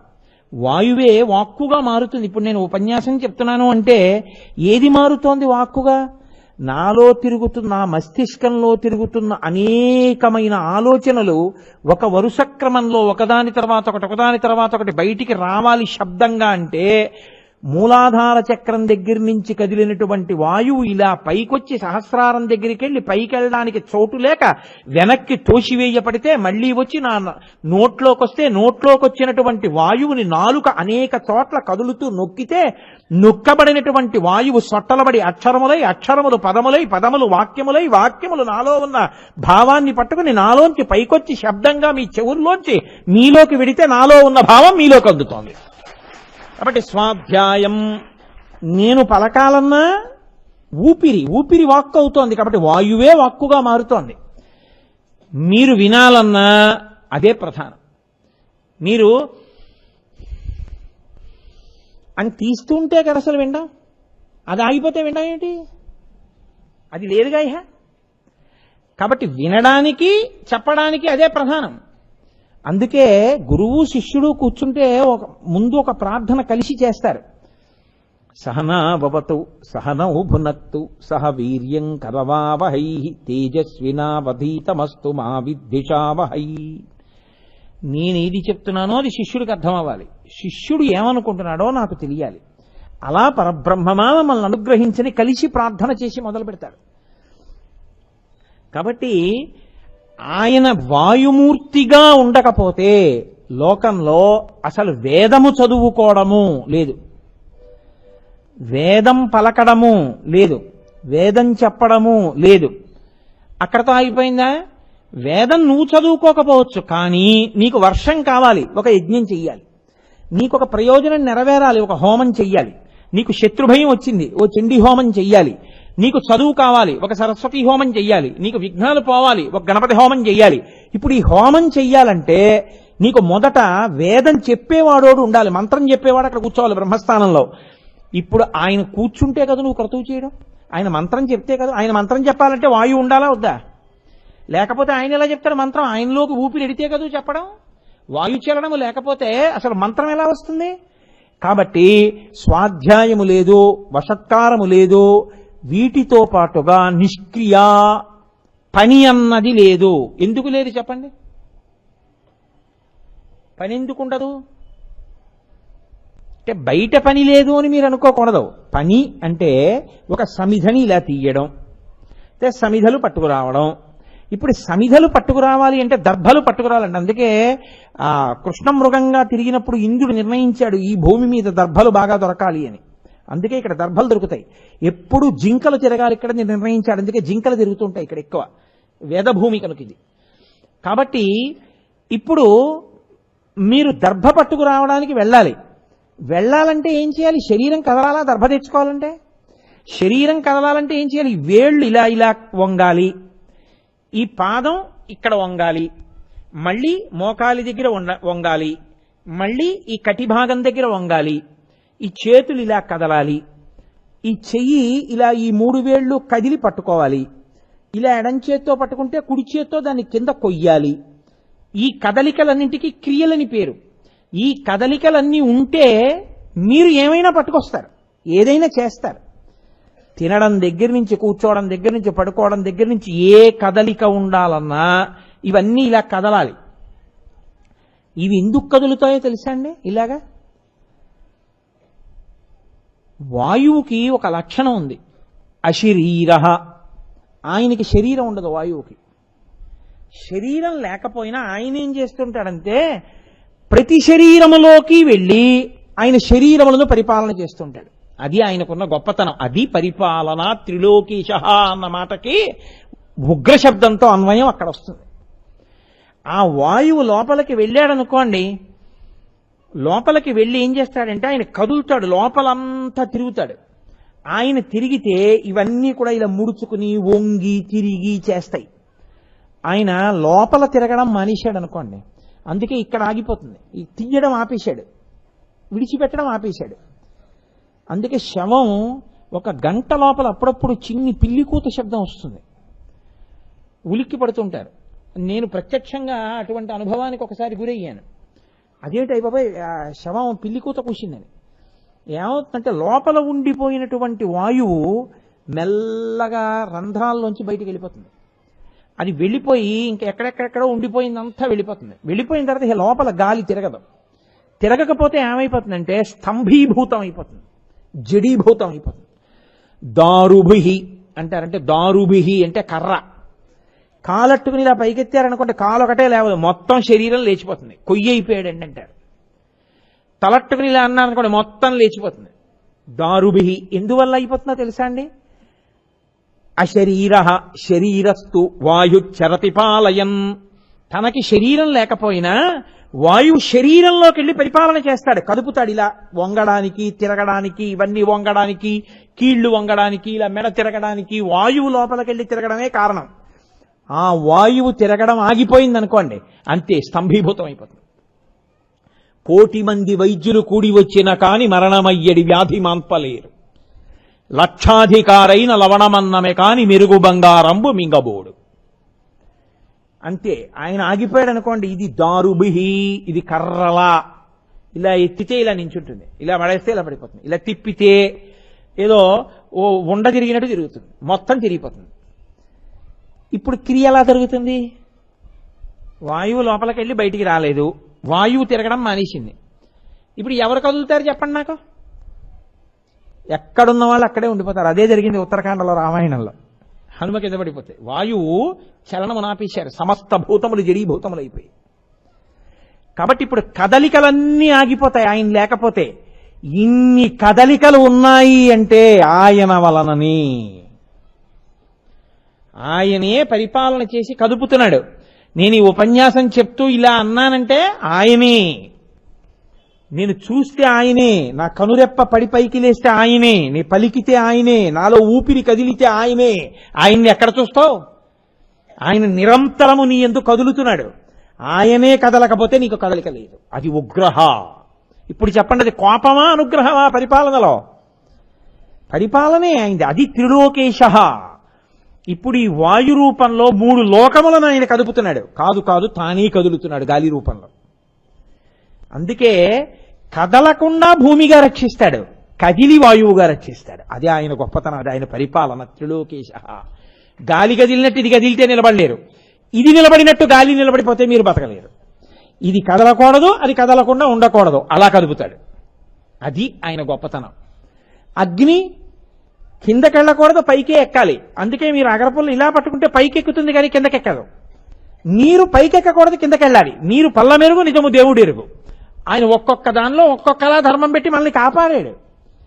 లేకపోతే నీరు ప్రవహించకపోతే మనం ఎక్కడ బతకాలంటే అందరం నీళ్ళు ఎక్కడ అక్కడికే పోయి ఉండాలి. కాకినాడలో ఉండడానికి ఏముండదు, ప్రవహిస్తున్నాయి కాబట్టి ఎక్కడికి కావాలంటే అక్కడికి వస్తున్నాయి. గాలి ఎక్కడో ఉంటుంది, అక్కడ ఉండండి అన్నారు అనుకోండి, అందరూ అక్కడే పడి ఉంటారు. అంతే, ఇరుకైనా ఇంకోటైనాను. గాలి మీరెక్కడికెడితే అక్కడికి వస్తోంది కాబట్టి మనం బతుకుతున్నాం. ఈశ్వరుడికి కృతజ్ఞత చెప్పడానికి ఇంతకన్నా మీకేం కావాలి? ఆయనకి నమస్కారం పెట్టడానికి ఇంతకన్నా మీకేం కావాలి ఉపకారం? ఆయన నేను రాను అలాగా అని ఒక్క మాట అంటే అయిపోయిందంతే కదండి. ఆయన అలా అంటలేదు. ఆయన పెట్టిన అన్నం తినేసి మైకుచ్చుకుని ఆయన తిడుతున్నా. కాబట్టి మనం ఎంత కృతజ్ఞులం అయి ఉండాలి. ఆయన ఎంత ఓర్పున్నవాడై ఉన్నాడు మహానుభావుడు. పోన్లేరా మన పిల్లాడే కదా అని ఊరుకుంటున్నాడు. కాబట్టి వాయుశ్చరతిపాలయన్, ఆయనే లోపల ఉండి స్వాహాకారముగా, వషట్కారముగా, స్వాధ్యాయముగా, క్రియాకలాపములుగా, కదలికగా ఉన్నాడు. కాదు, అసలు వాయు ప్రాణ, ఆయనే ప్రాణం. ఇంట్లో మంగళము అన్న మాటకు అర్థం ఏమిటో తెలుసా అండి? అసలు అందరిలోకి గాలి వెళ్ళి బయటకు వస్తూ ఉండడమే మంగళం. ఇప్పుడు ఆవిడ అన్నం తిందా, మంచినీళ్ళు తాగిందా, కాసేపు వదిలేయండి. ఆవిడ పాలు తాగైనా ఉంటే పెళ్ళి అవుతుంది. ఆవిడేమో ఈ గోత్రంలో పుట్టింది, ఈ ఇంటి పేరులో పుట్టింది, ఆవిడేమో ఊపిరి అయిపోయింది అనుకోండి, నువ్వు ఎన్ని పెళ్లి ఏర్పాట్లు చేసుకుంటే అసౌతం వచ్చి కూర్చుంది. ఆ ఊపిరి వెళ్ళి లోపలికి రాకపోతే పెళ్ళైనా ఆప్ చేయవలసిందే. ఎలా చేస్తావు? కన్యాదానం చేయడానికి లేదు. ఏదో ఆ ఊపిరి లోపలికి వెళ్ళి బయటకు వచ్చి, లోపలికి వెళ్ళి బయటకు వచ్చి, అమ్మయ్య పెళ్ళంతా అయిపోయింది, ఆవిడకి ఆగిపోయింది, గొడవ వెళ్ళిపోయింది, గట్టెక్కేశాం కదండి. ఆయన నీ మంగళములను శాసిస్తాడు ఊపిరి రూపంలో, కదిలి పైకొచ్చి, కదిలి పైకొచ్చి. అది శివుడంటే. కాబట్టి ఆయన చెయ్యనిది, ఆయన అనుగ్రహం కానిది ఏముంటుందండి లోకంలో? అటువంటి వాడు ఆయన వాయుప్రాణ. అందుకే గౌరవము అన్న మాట అంతా దేన్ని ఆశ్రయించుంటుందో తెలుసా అండి? కేవలము శివ ఉగ్ర ఆయన్ని ఆశ్రయించే గౌరవం ఉంటుంది. శంకర భగవత్పాదులు అద్భుతమైన మాట చెప్పారు భజగోవిందంలో. యావత్ పవనో నివసతి దేహే తావత్ పృచ్చతి కుశలంగేహే గతవతి వాయౌ దేహాపాయే భార్యాభిభ్యతి తస్మిన్ కాయే. అంటున్నంతసేపు ఏమన్నా బాగున్నారా అంటుంటారు, అదొక్కటే ఆగిపోయింది అంతే. అమ్మా బయట పెద్ద వర్షం పడుతోందమ్మా, రేపు తీసుకెళ్తాం. రోజు మా ఆయన అని పట్టుకు పడుకునేదానివి కదమ్మా, ఇవాళ కూడా పక్కన పెట్టుకు పడుకో. నీ మొహం ఎట్సా, ఇంకా ఆయన ఎక్కడ ఉన్నాడు? తస్మిన్ కాయే, అది ప్రేతం రా, శరీరం వీధిలో ఉంచండి అంటుంది. వీధిలో తీసుకెళ్లి పడుకోబెట్టేస్తారు. పక్కిళ్ళ వాళ్ళు, ఆయన కనబడితే చాలన్న వాళ్ళు, ఆయనకి నమస్కారం పెడతామన్న వాళ్ళు, మా అదృష్టం అండి ఆయన రోజు కనపడతాడన్న వాళ్ళు ఆయన ఎప్పుడు తీసుకెళ్లిపోతారండి? భోజనం చేయాలి కదా అని అడుగుతారు. నీ బతుకు గౌరవం అంతా ఆయన లోపలికి వెళ్ళి బయటికి రావడంలో ఉంది, నీది అనుకుంటున్నావు. కాబట్టి శంకరులు నిష్కర్షగా చెప్పేశారు, అదిరా గౌరవం ఆయనది, ఆయనది విలువంతా. కాబట్టి వాయు ప్రాణ సుఖం వాయు. అసలు సుఖమన్న మాటకి ఎవరో తెలుసా అండి? ఆయనే. అక్కడ మంచి అన్నం పెట్టారు అని ఆయాసం వస్తుంది, ఏమి నువ్వు తినేది? సెకండ్ ఏసీలోకి ఎక్కావు, ఓ ముక్కు కారిపోతోంది, ఆయాసం, ఏమి నువ్వు అనుభవించేది? ఊపిరే అందట్లేదు, ఇంకేమిటి సుఖం? ఎంతో ఉక్కబోస్తోంది, విసినికర్రెట్టి విసిరారు, అమ్మయ్యా అన్నావు. వాయువే సుఖం, ఇదెందుకు లేకపోతే నాకు? అది ఉంటే కాస్త వీడు ఏమైనా గట్టిగా చెప్తాడు, 4 మాటలను కలిపి పెట్టారు. అదే ఈశ్వరుడు. చూడండి ఆయన అనుగ్రహం. శక్తి లోపల ఉన్న విద్యుత్తు కదులుతోంది కాబట్టి మా అమ్మ, అరే నా గురించి చెప్పడానికి వచ్చాడని నా తల్లిదండ్రులు నన్ను సేవిస్తున్నారు. ఎవరి గురించి నేను చెప్తున్నానని మీరు అనుకుంటున్నారో వాళ్లే నన్ను సేవించి నాతో చెప్పిస్తున్నారు ఫ్యాన్ రూపంలో. అది ఆయన అంతకి దిగిపోతాడు. కాబట్టి లేకపోతే అందులోంచి గాలి రాబట్టి కదూ చెమట పట్టకుండా 4 మాటలు చెప్పగలుగుతున్నాను. లేకపోతే ఈ పాటికి లాల్చి ఇలా ఇలా ఇలా ఇలా అనుకుని ఇలా ఇలా ఇలా 10 మాటలు వాచి చూడడం. కాబట్టి సుఖం వాయు, వాయు ప్రాణ సుఖం వాయు. అటువంటి వాయువు కానీ లేదనుకోండి, అసలు ఆ వాయువునందే ఈ లోకమంతా ప్రతిష్ఠితమయ్యింది. ఆ వాయువే లేకపోతే ఉత్తర క్షణంలో లోకమంతా శవమైపోతుంది. అటువంటి వాయువే సమస్తమునకు ఆధారమయ్యున్నది. ఆయన ఉగ్రహ శివుడై ఉన్నాడు. అందుకే శ్రీకాళహస్తిలో వాయులింగం అంటే ఎదురుగుండా కనపడినటువంటి లింగస్వరూపంగా కాదు దర్శనం. ఆ ముందర వేలాడుతుంటుంది ఒక పెద్ద ప్రమిదలో ఒక ఒత్తి ఉంటుంది, పెద్ద ఒత్తి. అన్ని దీపాలు నిశ్చలంగా అలా నిలబడి వెలుగుతుంటే అదొక్కటే రెపరెపరెపరెపలాడుతుంటుంది. మీరు అక్కడే గాలి ఏమి ఉండదు, మరి గాలి ఉంటే పక్క దీపం కూడా రెపరెపలాడాలిగా. మీరు దేవాలయం తలుపులన్నీ వేసేసినా సరే అక్కడ మాత్రం దీపం రెపరెపరెపరెపలాడుతుంది. ఎందుకో తెలుసా అండి? వాయు రూపంలో ఈశ్వరుడు నేనే ఈ లోకాన్ని నిలబెడుతున్నానని శ్రీకాళహస్తిలో అక్కడ దీపాన్ని కదుపుతూ నిరూపిస్తాడు. అందుకని వాయులింగ క్షేత్రమైంది శ్రీకాళహస్తి. అందుకే అక్కడ పశ్చిమాభిముఖుడవుతాడు. పశ్చిమం సూర్యాస్తమయానికి గుర్తు. సూర్యాస్తమయం అంటే పూర్తయిపోయిందని. ఈ జీవుడు పడిపోయేటప్పుడు, శరీరంలోంచి బయటికి వెళ్ళిపోయేటప్పుడు ఒక్కసారి తనివి తీరా శ్రీకాళహస్తి వెళ్ళి ఈశ్వరుడి దగ్గర నిలబడి స్తోత్రం చెప్పి బయటికి వస్తే, ఆయన శరీరం పడిపోయేటప్పుడు లోపల వాయులింగం కాబట్టి ఆయన వాయురూపంగా వెళ్ళి ఆఖరి ఊపిరి విడిచిపెట్టేస్తున్న వేళలో ఆ ఆఖరి ఊపిరిని శివా శివా శివా అన్న నామంగా మార్చి వీడు శివనామం చెప్తూ పడిపోయాడన్న పుణ్యం ఇచ్చి తనలో కలిపేసుకుంటాడు. అందుకని శ్రీకాళహస్తి అంత ప్రఖ్యాత క్షేత్రమైంది వాయులింగమై. అటువంటి వాయుస్వరూపమైనటువంటి వాడెవరో ఆయన ఉగ్రుడై ఉన్నాడు. ఆయనే భీమః ఆకాశరూపుడై ఉన్నాడు. అందుకే మనం త్రిలోకేశ అని ఉగ్రహ, భీమః ఈ నామాలన్నీ చెప్తున్నాం కదా అందులో. హరహ ఆయనే ఇది తెలుసుకోకుండా బతికేసి మళ్ళీ పుట్టి మళ్ళీ పుట్టి మళ్ళీ పెంచి మళ్ళీ పుట్టి మళ్ళీ చచ్చి మళ్ళీ పుట్టి మళ్ళీ చచ్చి ఇంకా ఉపాధిలో తిరగడం తప్ప ఎప్పటికీ తన జ్ఞానం రానివాణ్ణి తానే పొందేస్తాడు. కాబట్టి హరహ ఈ లోకాలన్నింటినీ తుడిచేసి తనలో కలిపేస్తాడు. కాదు, హరహ అన్న నామం ఎంత గొప్పదో తెలుసా అండి?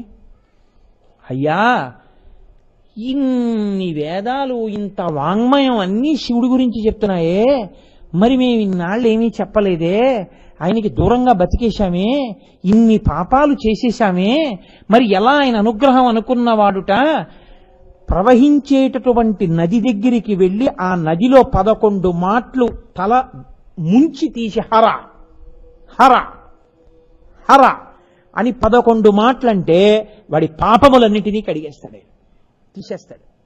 అందుకే ఇంకేమీ అనరు శివనామంలో. భోజన కాలే శివనామస్మరణే హర హర మహాదేవ శంభో శంకర అంటారు. హర హర 2 మాటలు అంటారు. ఆ హర హర అన్న నామం అంత గొప్పది. నువ్వు తెలుసుకోపోతే ఆఖరికి నిన్ను హరిస్తుంది, తెలుసుకుంటే పాపాన్ని హరిస్తుంది. ఆ హర హరుడై ఉంటాడు. పాపములను తీయగలిగిన అనుగ్రహమూర్తి సదాశివోం త్రిలోకేశ ఆ మహానుభావుడే భీమః. ఇది ఆయన పరిపాలన అన్న మాటకి నేను అన్వయం చేస్తున్నాను. త్రిలోకేశలోనే శివనామాలు కొన్ని ఏరి కలిపేశాను, మీరు గుర్తుపెట్టుకుని టిక్కు పెట్టేసుకోవాల్సి ఉంటుంది. కాబట్టి భీమః భీమః అన్న నామంతో ఆయన ఆకాశమునకంతటికీ కూడా అధిపతి అయి ఉంటాడు. ఆకాశమునకు అధిపతి అయి ఉండడం అంటే ఏమిటో తెలుసా అండి? పరిపాలనాంశగా అది ఎలా పరిణమిస్తుందో తెలుసా? సంకోచ వ్యాకోచముల అవకాశం ఇచ్చినవాడు అవుతాడు. ఆకాశము అవకాశము అని మీరు అనుకోవాలి ఎప్పుడు. ఆకాశము లేని అవకాశము ఉండదు. అవకాశము మూసుకుపోవడమే ఆకాశం లేకపోవడం. సంకోచ వ్యాకోచముల మీదే భవతి ఉండుట అన్నది ఉంటుంది. ఎందుకో తెలుసా అండి? అమ్మ కడుపులో కటిక చీకటి ఉంటుంది. ఆ కటిక చీకట్లో పడుకుని ఉండిపోయి అందున తల కిందకి కాళ్ళు పైకి పెట్టి ఉండిపోవడానికి అలవాటు పడిపోయిన ప్రాణి చాలా ఇరుకైనటువంటి యోని ద్వారంలోంచి బయటికి ప్రసూతి వాయువు తోస్తుంటే అంచెలంచెలుగా పైకొస్తాడు. పైకి వచ్చి మొట్టమొదటిసారి ఇలా కళ్ళు విప్పేటప్పటికీ అన్ని దీపాల కాంతి పడుతుంది. దీపపు కాంతికున్న లక్షణం ఏమిటో తెలుసా అండి? స్ఫురణ మీద ప్రభావం చూపిస్తుంది. నేను ఇలా ఎత్తి కాసేపు అటు చూశాననుకోండి, ఆ దీపాల కాంతికి అన్ని దీపాల కాంతి పడితే నా స్ఫురణ దెబ్బతింటుంది, జ్ఞాపక శక్తి మీద ప్రభావం చూపిస్తుంది. అన్ని దీపాల మధ్యలో పిల్లవాడు పుట్టగానే అంత వెలుతురు ఒక్కసారి చూడగానే ఏమవుతుందంటే వాడి ఊపిరితిత్తులు పనిచేయడం ఆగిపోతాయి. లోపలి మలమంతా కూడాను ఊపిరి ఆగిపోతుంటే గడ్డకట్టేస్తుంది. బ్లాక్ స్టూల్ అంటారు. నల్ల రాయిలా గడ్డకట్టేస్తుంది. గుండె యొక్క స్పందన ఆగిపోతుంది. ఆగిపోగానే మృత్యువు ఆసన్నం అయిపోతుంటే ఆ పసివాడికి జగదంబ అమ్మలోకి ప్రవేశిస్తుంది. ప్రవేశించి నా బిడ్డ అన్న భావన కలిగి ఒక గొప్ప పొంగు వస్తుంది. అది పిల్లి కానివ్వండి, పంది కానివ్వండి, కుక్క కానివ్వండి, అమ్మ కానివ్వండి, ఏది కానివ్వండి, అది మాతృత్వానికి ఉన్న గొప్పతనం. జగదంబ ఆవహిస్తుంది. జగదంబ ఆవహించగానే తల్లి యొక్క స్తనములలోంచి కోలోస్ట్రమ్, ఒక డాక్టర్ గారు పెద్ద పుస్తకమే రాశారు దీని మీద, కోలోస్ట్రమ్ అనబడేటటువంటి పసుపచ్చటి ముద్ద ఒకటి విడుదలవుతుంది. అమ్మ నా బిడ్డ అన్న సంతోషం కలగగానే స్తన్యాన్ని పిల్లాడి నోట్లో పెడుతుంది. వాడు తెలిసో తెలియకో ప్రాణం పోతుండగా అంటాడు. అనగానే ఆ కోలోస్ట్రమ్ నోట్లో పెడుతుంది. అది వెళ్ళగానే ఊపిరితిత్తులు మళ్ళీ ఇలా సంకోచ వ్యాకోచములను పొందుతాయి. గుండె మళ్ళీ lub dub lub dub lub dub కొట్టుకోవడం మొదలవుతుంది. ఈ ఊపిరి మళ్ళీ అందుకోగానే లోపల శరీరానికి బాధ పెట్టేస్తూ గడ్డ కట్టేసినటువంటి నల్లటి మలాన్ని ఈ కోలోస్ట్రమ్ బయటికి తోసేస్తుంది. బ్లాక్ స్టూల్ బయటికి వెళ్ళడానికి, ఊపిరితిత్తులు కదలడానికి, గుండె కొట్టుకోవడానికి కోలోస్ట్రమ్ కారణం అవుతుంది. అటువంటి కోలోస్ట్రంని లోకంలో సృష్టించిన వాడు సర్వేశ్వరుడు. మా అమ్మ, ఆవిడే అమ్మలోంచి వ్యుత్పత్తి అయి బయటికి వస్తుంది. అలా ఇప్పుడు చచ్చిపోతున్నటువంటి పిల్లవాడు మళ్ళీ బతికాడు. ఆ గుండె కొట్టుకోవాలంటే, గుండె పనిచేయడం మీరు ఎప్పుడైనా ఎక్కడైనా చూశారో లేదో, నేను ఒకసారి బెంగళూరులో ఒక సైన్స్ ఫేర్లో ఒక డెమాన్స్ట్రేషన్లో చూశాను. అది ఎలా ఉంటుంది చూపించినప్పుడు నిజంగా ఏదో గోనెగుడ్డ రంగులో దాన్ని చూస్తే నేను ఆశ్చర్యపోయాను, ఇలా ఉంటుందా గుండె అంటే అని. అది దాని కండరములు ఇలా ఇలా సంకోచ వ్యాకోచములు పొందుతుంటాయి. ఊపిరితిత్తులు ఇలా బుడగ మూసుకుని తెరుచుకున్నట్టు ఇలా మూసుకుని ఇలా తెరుచుకుంటూ ఉంటాయి. దీనికి చోటు లేదనుకోండి, ఇంకేం తెరుచుకుంటుంది?